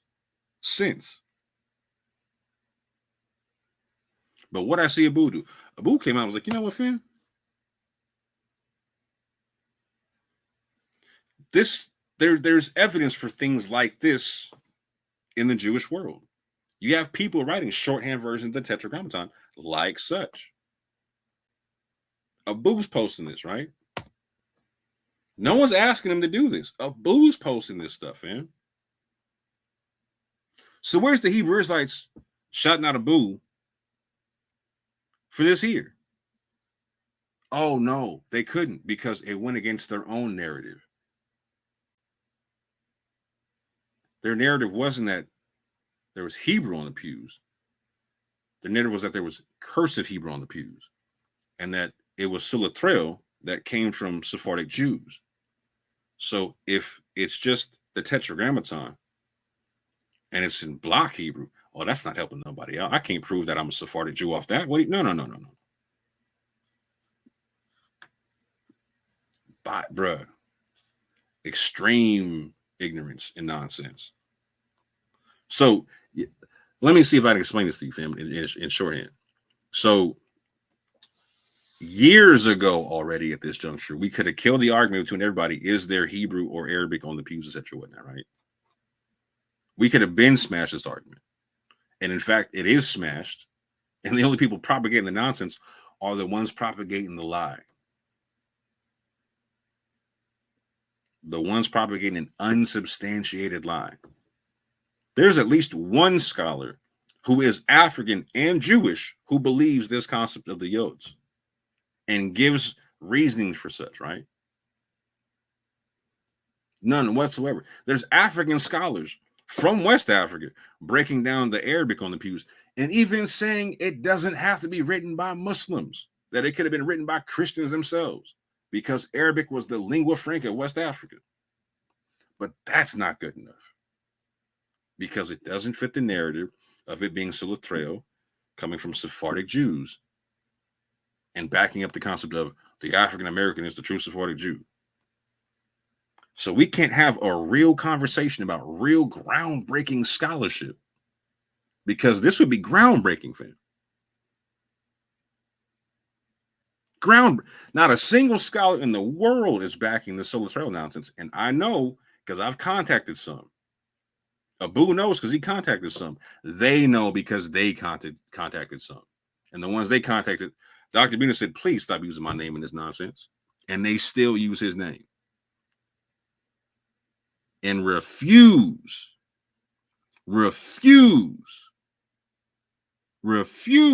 to acknowledge the African Israelite. And got the nerve to holler racism and prejudice. If y'all don't knock it off with your nonsense.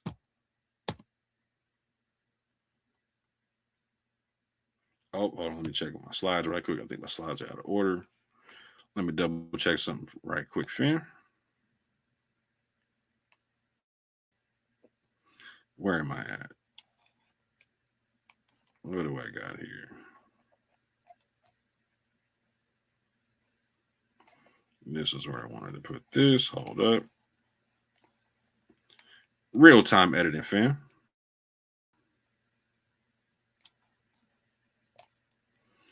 Real-time editing.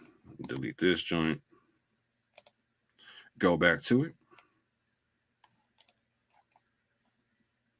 Because you look like an empty page.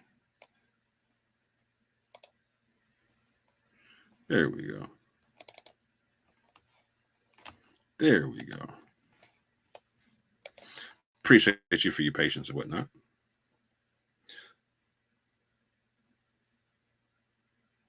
So real quick, I'm gonna go through the chat right quick and see if I can find some comments. Make sure I'm okay. Yeah, okay. Yeah. Yo, go on and kill the game real quick. So shout out to Ashley Just Souls. A lot of these organizations operate like cults. So yeah, I can see how people are scared to learn about their own selves without permission from their pastor or leaders. Weirdo stuff.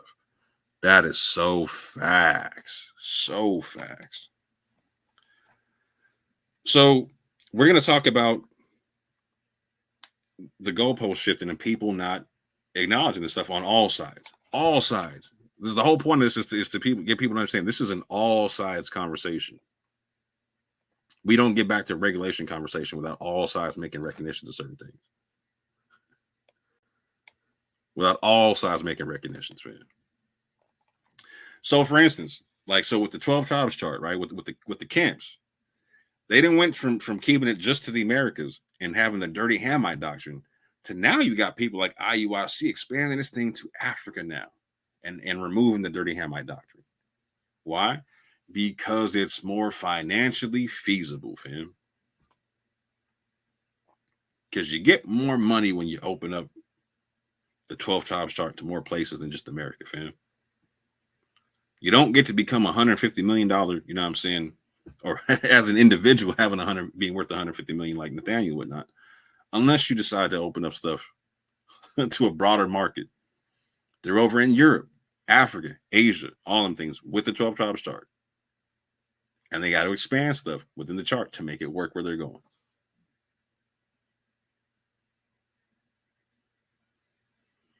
So they're freestyling the thing now, right? Is anybody publicly acknowledging this? Nope. Just going to keep it moving. Remix doctrine, keep it moving. Debunked by DNA.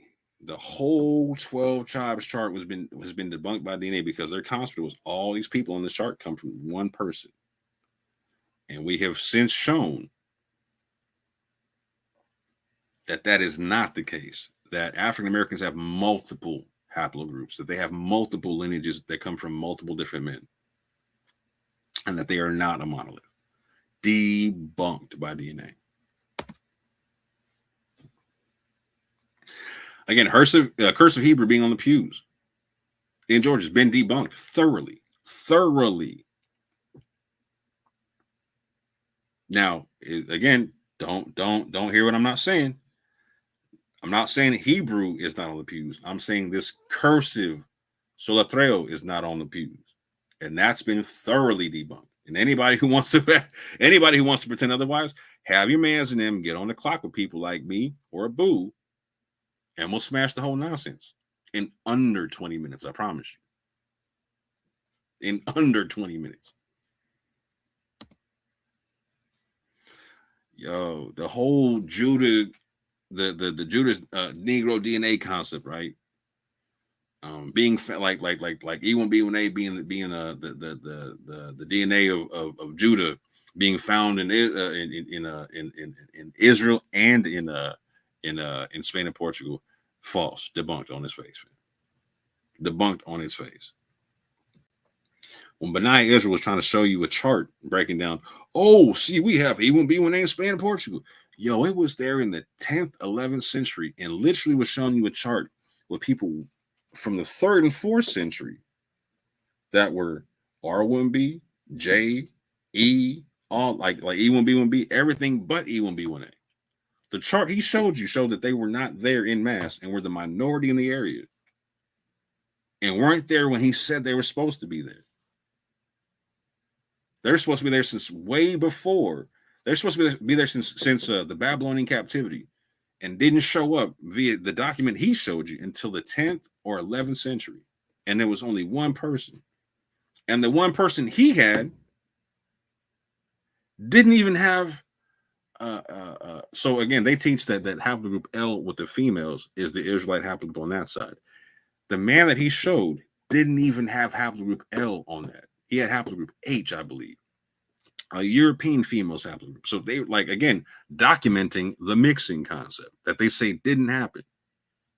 The only female that he showed with haplogroup L comes after the time period, the 1600s, comes after the expulsion from Spain.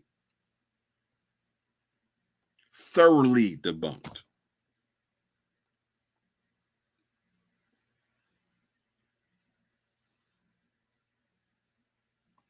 Hold on, man.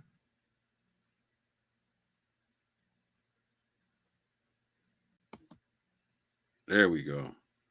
Yahya wasn't a Negro, fam. Yahya the Negro wasn't even a Negro. Was called such because he was given the lands of a Moor. Again, thoroughly debunked. Kumbaya is Hebrew.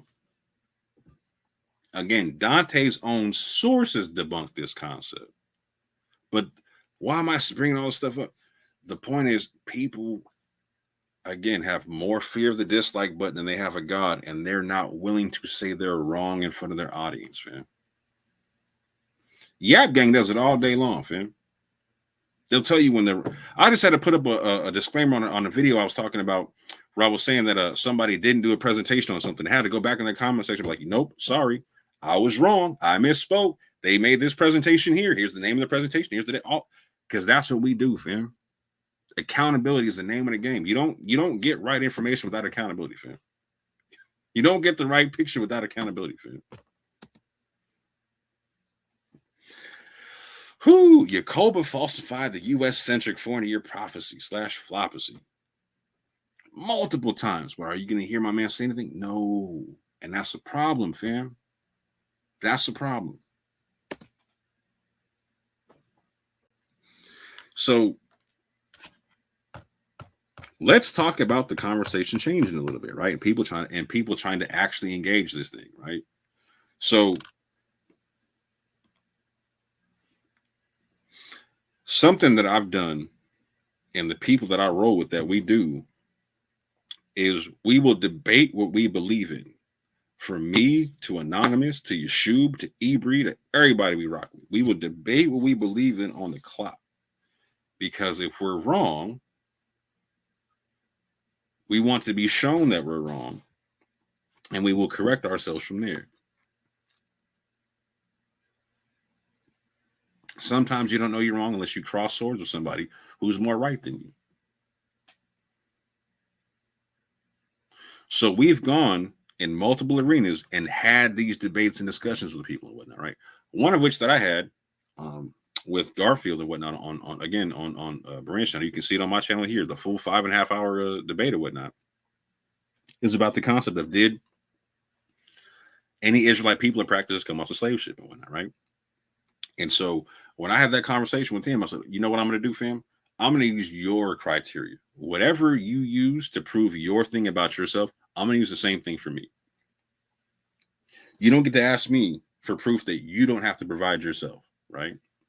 So when Garfield says that he knows where he comes from in West Africa, he connects to the Akan people in Ghana, etc., and other people, whatnot. He breaks this down. He says, my mother used to tell me Anansi the spider stories when I was a kid. In Jamaica, we had Aki and Saltfish. We say words like Uno, which go back to the Tweet language, etc., whatnot, right? We have names like Nyame or whatnot for gods and whatnot, etc. We have people in our history who were going back to these African traditions and whatnot, like Queen Nanny of the Maroons and whatnot, right? No issue, right? I'm like, I respect that. Let me go ahead and use that same concept. Let's have that conversation based on that same concept. So I provided this. We have the same stuff here. I talk about connecting to a particular group of people in the Western Sahel. And I talk about the Western Sahel in West Africa being the most Hebrew part of West Africa and the most Levantine part genetically and whatnot, right? And so I was talking about the fact with Garfield, like, okay, I agree with the connections to like Ghana, all places and whatnot. In fact, we have similar things in America and the Gullah culture and whatnot, right? To where we also have recognition of people like Anansi in the stories, etc., whatnot, right? However, there's also other traditions. You can find, again, as Anansi the trickster, yes, but you can also find Brer Rabbit, who's the trickster in West Africa. The rabbit tricksters, you can find some in Wolof, Hausa, Fulani, Mandinka folklore. You can even find it in East Africa amongst Ethiopians and other people and whatnot, right? With the food, we got Gullah red rice, which is our play on Jollof rice, which you can find in anywhere from Senegal to Nigeria, whatnot, honestly. But it was big in the Jollof kingdom. That was in Mauritania, Senegal, and the Gambia, right? In the Gullah culture, they have the concept of making sweet grass baskets and whatnot, of which the styles of which you can see in Sierra Leone and whatnot. We were able to find within the language of the Gullah, shout out to Lorenzo Dow Turner in his research, that they were able to, they retained 300 loanwords from Africa that they were using in daily speech. And they retained over 4,000 African names 4,000 African names. They also retained Mende songs that were able to be verified by Mende people themselves in Sierra Leone and whatnot. You can see video of a Gullah woman going to Sierra Leone, singing a song in Mende, and a woman coming up to her, holding her hand and finishing the song with her. It's beautiful. We're also able to document the Fulani counting system amongst the Gullah people. All these cultures are pointing to a certain portion of West Africa that are linked to the Western Sahel or whatnot. I also pointed out that like he was talking about in Yami, that people called on the name of the Lord, which they were doing in West Africa and here historically. I also talked about people like Bilal Muhammad and other people like that, and Omar ibn Said or whatnot, and their connections to this Western Sahel culture, whatnot, and the writings we have from them, etc.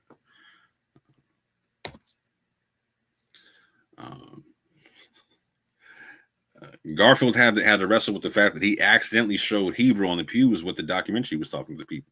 I went to Garfield's channel. He kept talking about this documentary. He went on Baran's channel and whatnot, was saying, well, the documentary shows that African Americans weren't illiterate. So I go on his channel and ask him, so what language does the documentary stipulate that we were using that made us not illiterate? And he said he didn't know. He'd have to go back and look. So as time passed, there was a link to this documentary that was making its rounds in the community and whatnot. I was fortunate to be able to get a copy of the link and whatnot. I watched the documentary, and it stipulated that it was Hebrew and Ge'ez that they were using to stipulate that they weren't illiterate. And so you can see that same video with the same thumbnail on my channel where I clipped that up, and you can see all that information and whatnot. But again, confronting arguments and confronting information, and trying to get to the bottom of things. This is how we get the goalposts back to regulation and whatnot, right? Get them back from the extremes and back to regulation and whatnot, right?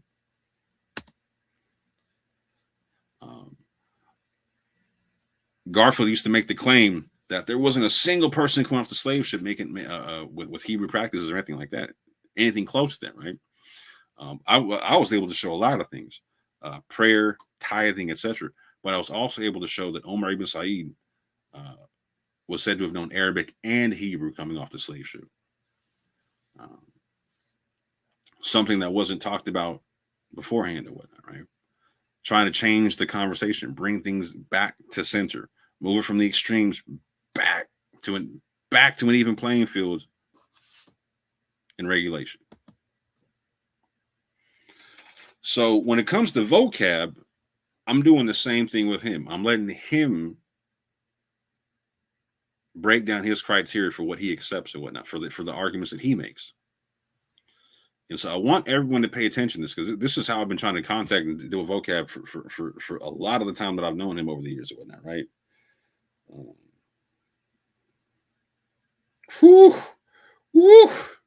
my G, we must correct, fear God and not man. That right there is the point of this whole thing.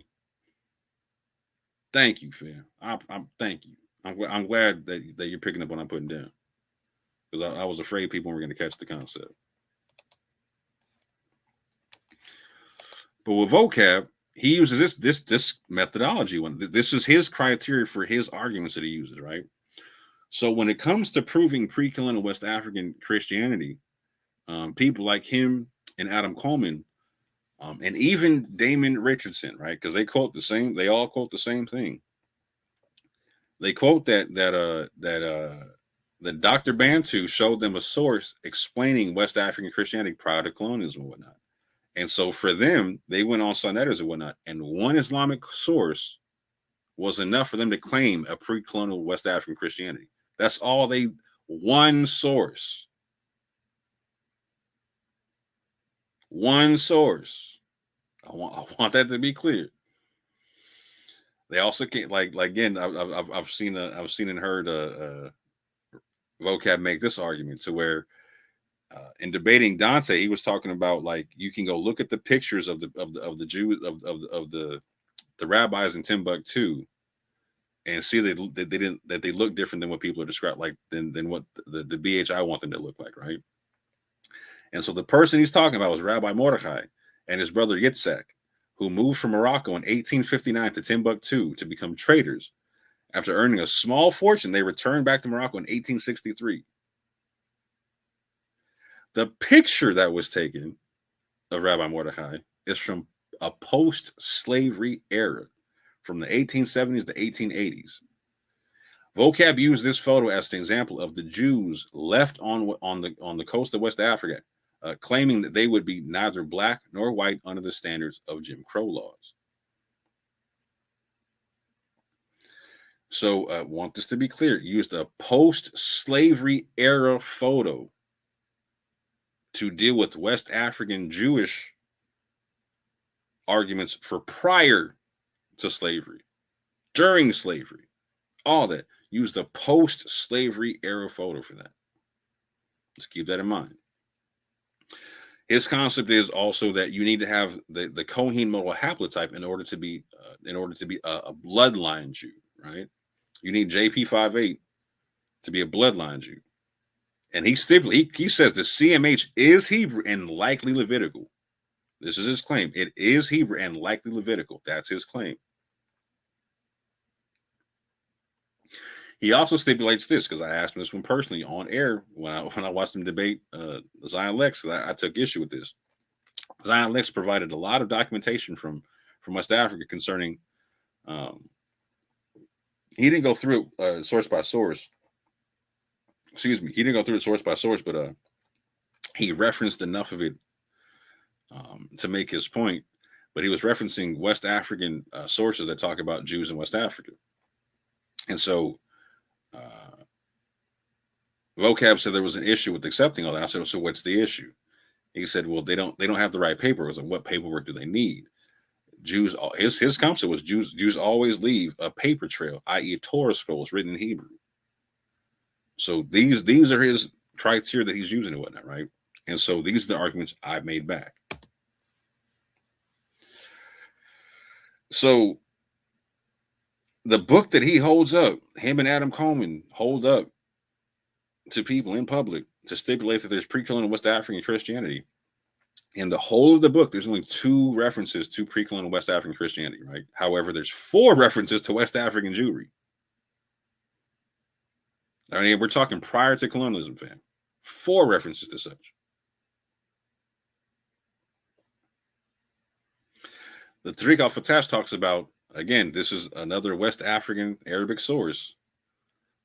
They talk about the Bani Israel being in Tindirma, Mali, prior to colonialism, 1402 CE. This is a picture on the top right of, again, someone who was Bani Israel themselves, who lives in Senegal. Again, this is a post-slavery era photo from 2013. This is the leader of the Bani Israel community. And again, it's a warlock group claiming to come from Egyptian Jews that trained that traveled to Somalia, then to Nigeria, then 1,000 years ago, diverging into groups that went into Mali, Guinea, and Senegal. They have since become Muslims, although they retain some Hebrew loanwords and don't intermarry with other tribes. Again, post-slavery era photo.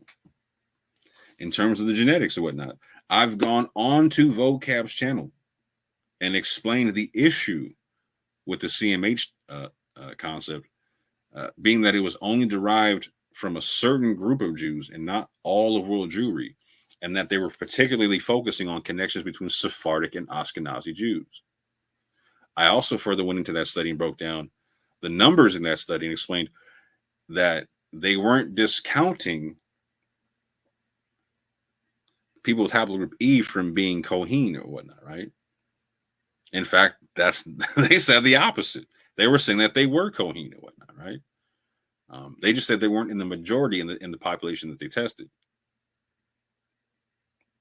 I also went and showed Vocab on his channel other genetic tests from other areas where they were testing Mizrahi Jews who weren't Sephardic, Jews who weren't Ashkenazi, but Jews who were said to not have left the land, in particular Samaritan Jews, and showed that 100% of their Kohen, 100% of their Kohen did not have the CMH, but in fact had haplogroup E. So I've personally gone on Vocab's channel and explained to him and walked him through the genetic arguments as to why his assumptions are incorrect. Again, he said the CMH is Hebrew and likely Levitical. Now, if he wants to debate that, I will have no issue doing that on the clock, because again, with the information I gave him on his channel, there's nothing he can refute to what was said. Absolutely nothing he can refute. None whatsoever. I stipulated that the methodology that they used was great for finding people who come from the time period of the mixed multitude, but it's horrible for determining who the lineage of Aaron is based upon their methodology, whatnot, right? But the methodology is sound for going back to the mixed multitude and should be used on all major groups of jewelry and all the haplogroups that they have and whatnot. Because at that juncture, you can find out what did the mixed multitude look like at the outset. And furthermore, so my man was talking about the concept of there not being a Torah in West Africa. And this is the part that's super telling to me, fam. This is the part where I'm talking about people fear the dislike button over fearing God. Is the same book that they hold up, saying that has proof of Christians in pre-colonial West Africa, also stipulates that one of the Jewish groups that they're talking about in West Africa had the Torah. Had the Torah, fam. Page number 99 in that same book says that they have the Torah, fam. In Mali, in Zafun.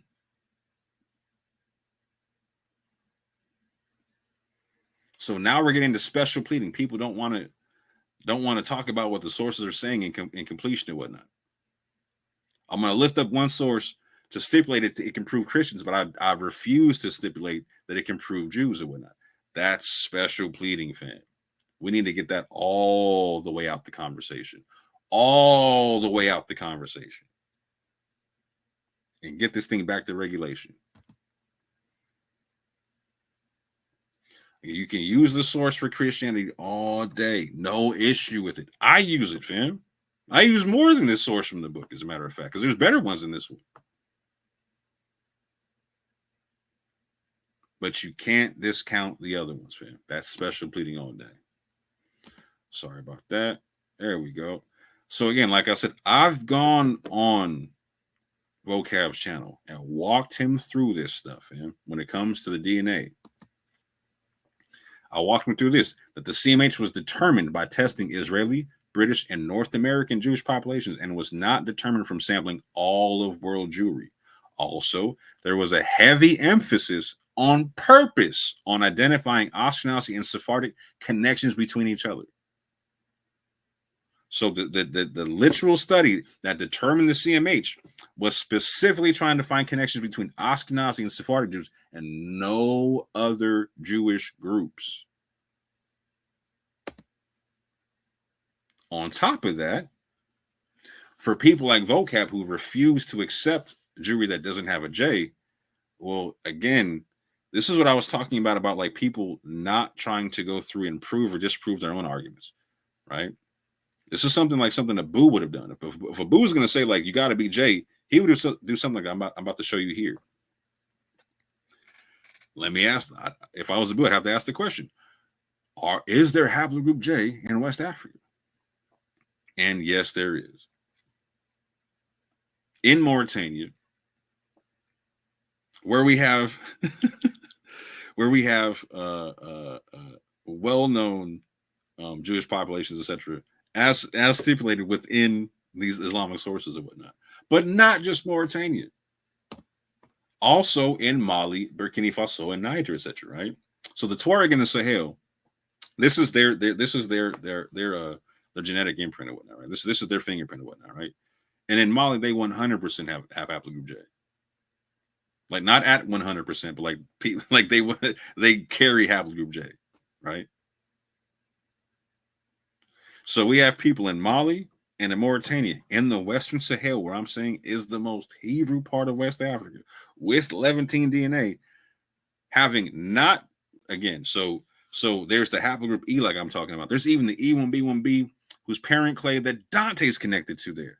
The EM123. My grandfather on my mother's side, who comes from Maghrebi Sephardic lineages and whatnot, has the same parent clade, right? But on top of that, we also find J. But where's the dialogue on this, fam? Where's the dialogue on this?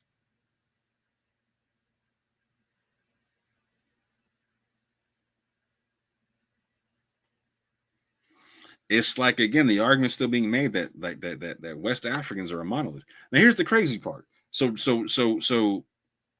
Vocab was able to admit on my channel that he couldn't rule out Semitic DNA coming across on the slave ships.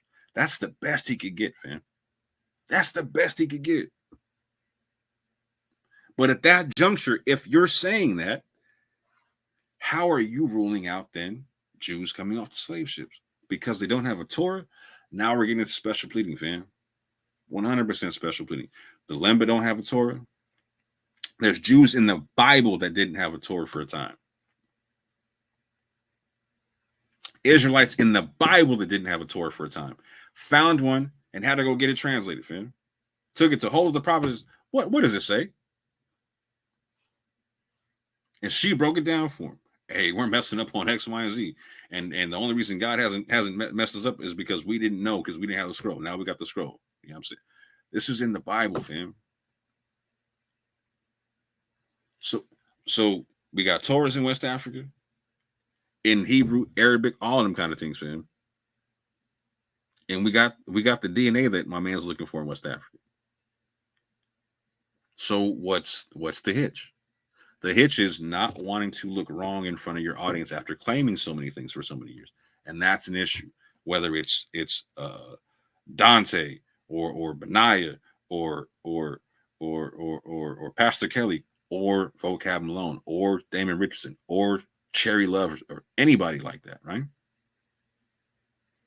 Got to get this thing back to regulation, fam. Now let's keep it a stack. Why doesn't Vocab make these same arguments to his Messianic Jewish friends? You aren't a real Messianic Jew unless you can prove you are in Christ and have the CMH, JP58, and that conversos in the Americas had a Torah scroll in Hebrew. He won't make that argument, which is special pleading, fam. Which is 100% special pleading. And the bad arguments got to get dropped off, because the bad arguments, they leave room for extreme responses and whatnot. These are the kind of arguments that create more BHI.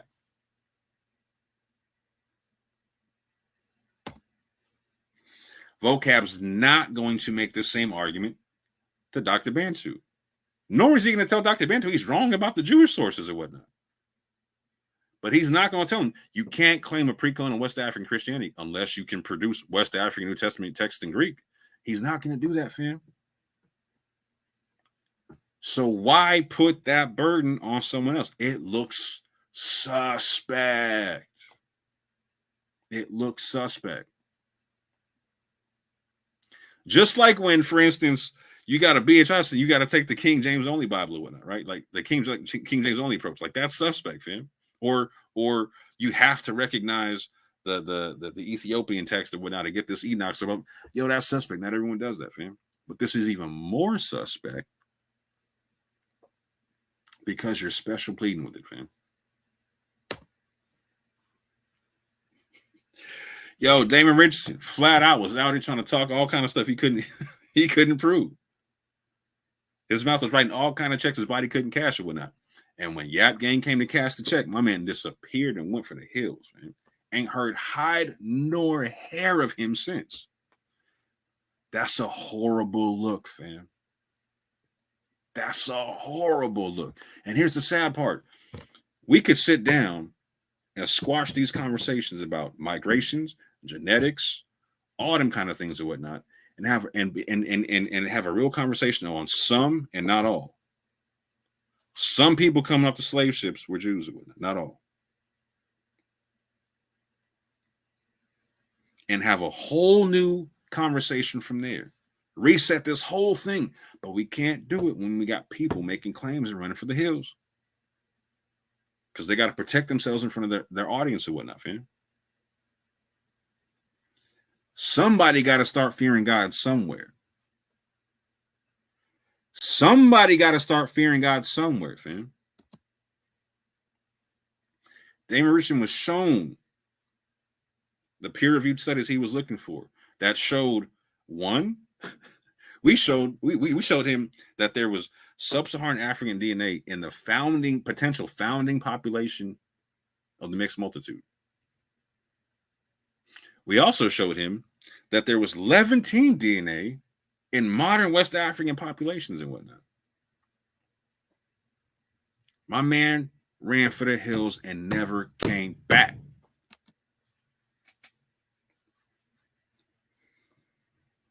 We showed him all this here. That there's sub-Saharan African DNA within modern Jewish and Middle Eastern population from 3 to 15%. If it's just Jewish populations, it's 3 to 5. That is consistent with the Luhya of Kenya and the Yoruba of Nigeria from admixture potentially 3,400 years ago. That's an inconvenient truth if you're talking about people who were isolated in West Africa, fam. And what's even more inconvenient is this one here, is that there's Neolithic era Levantine DNA within modern Mandinka of West Africa. Up to 3+%, fam. Yo, that's killing the argument right there that we was isolated in West Africa. That's an inconvenient truth. And if you don't fear God, you're going to try to sweep that under the rug. Somebody got to start fearing God, fam. We need to separate theological conversations from historical conversations all day. And we also need to separate theological conversations from identity conversations. Because this separation is how we're going to start bringing these goalposts back to regulation. Back to regulation, fam. Let me see where I'm at with this. Again, I can't stress this enough. Some people are trying to save face instead of admitting they were wrong in front of their audience. These same people are cutting their nose to spite their face because God is no respecter of persons. One more time, your arms are too short to box with God, fam. Stop playing. Stop acting like he's winking at your doings or whatnot. He's not, fam. He knows you don't fear him over this stuff. He knows that you fear that dislike button more.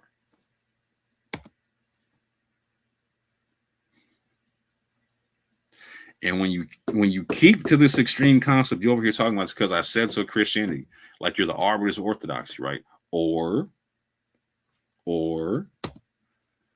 you're like the Israelites doing the same thing. Because I said so Israelites, arbiters of orthodoxy. And nobody's going to respect because I said so argument, fam. Nobody. Hey, you descend from Israelites or whatnot? How you know? Because I said so. Huh? No one's going to respect that. Same as you don't descend from Israelites. Well, how do you know? Because I said so. Huh? Yo.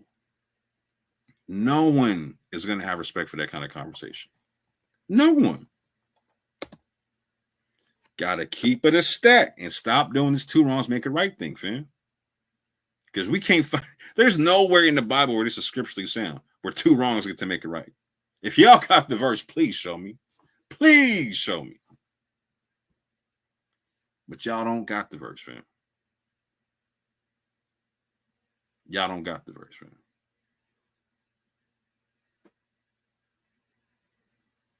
Y'all don't got the verse, fam. So can we please recognize who's trying to move the goalposts to the extremes and recognize who's trying to move them back to regulation on all sides, and call out the people trying to move them to the extremes. Period. Period. Period.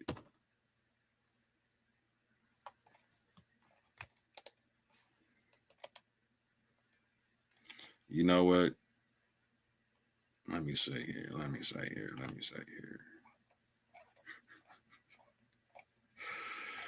It's been over 2 hours and whatnot, fam. I've been ranting and whatnot.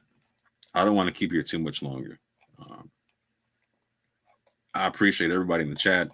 Shout out to Covey. Shout out to Ashley Just Souls. Shout out to Judah Nazareth. Shout out to Elkin Barlow. Shout out to Bait Zadok.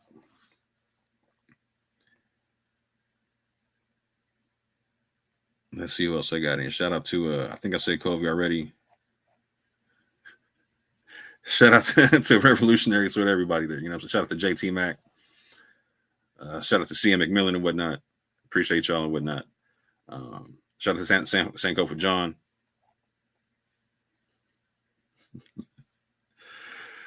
I hope that there was something edifying for y'all in this and whatnot. Because I'm definitely gonna be pressing this point forward, going like hard, fam. Because it's ridiculous. I can't take it no more. I'm about to spontaneously combust in this piece because I'm watching this whole fight about people taking it to the extremes back to regulation and whatnot. And the ones going to try to bring it back into regulation are getting attacked by the ones who are trying to move it to the extremes and whatnot. Consistently.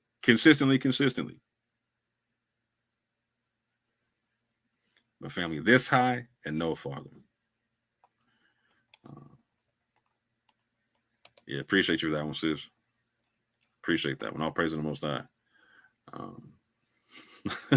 It's been because it for real has been a hot mess, sis, and it's hard to take serious, man. The whole world's over here looking at us crazy. The world's burning and looking at us crazy because we're having this whole hot mess conversation and whatnot. But hopefully,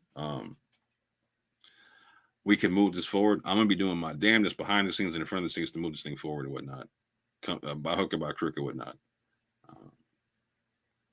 and hopefully we can see some real, because we can't even have real scholarly like historical conversations on the implications of the stuff we're finding.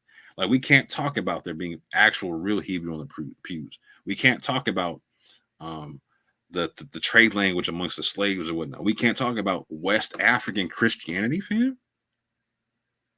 and how it's linked to Ethiopian Christianity and what that looks like. We can't have them conversations because people are too afraid of that dislike button and don't fear God. That's got to change, fam. That's got to change. But with that, I'm going to play one more cut. And you know what? I might play two because I messed them up. I'm gonna run this thing out on 2 cuts, I think. Because why not? Because why not? Let me get my joint spread out right. I was vibing this morning and whatnot. This came on my feed, and I was like, you know what? I like this. This is a slow down type joint. This is a whole slow down type joint. So I'm gonna go off on this one and a whole nother one, fam. But with that, I appreciate y'all, and I say peace and love.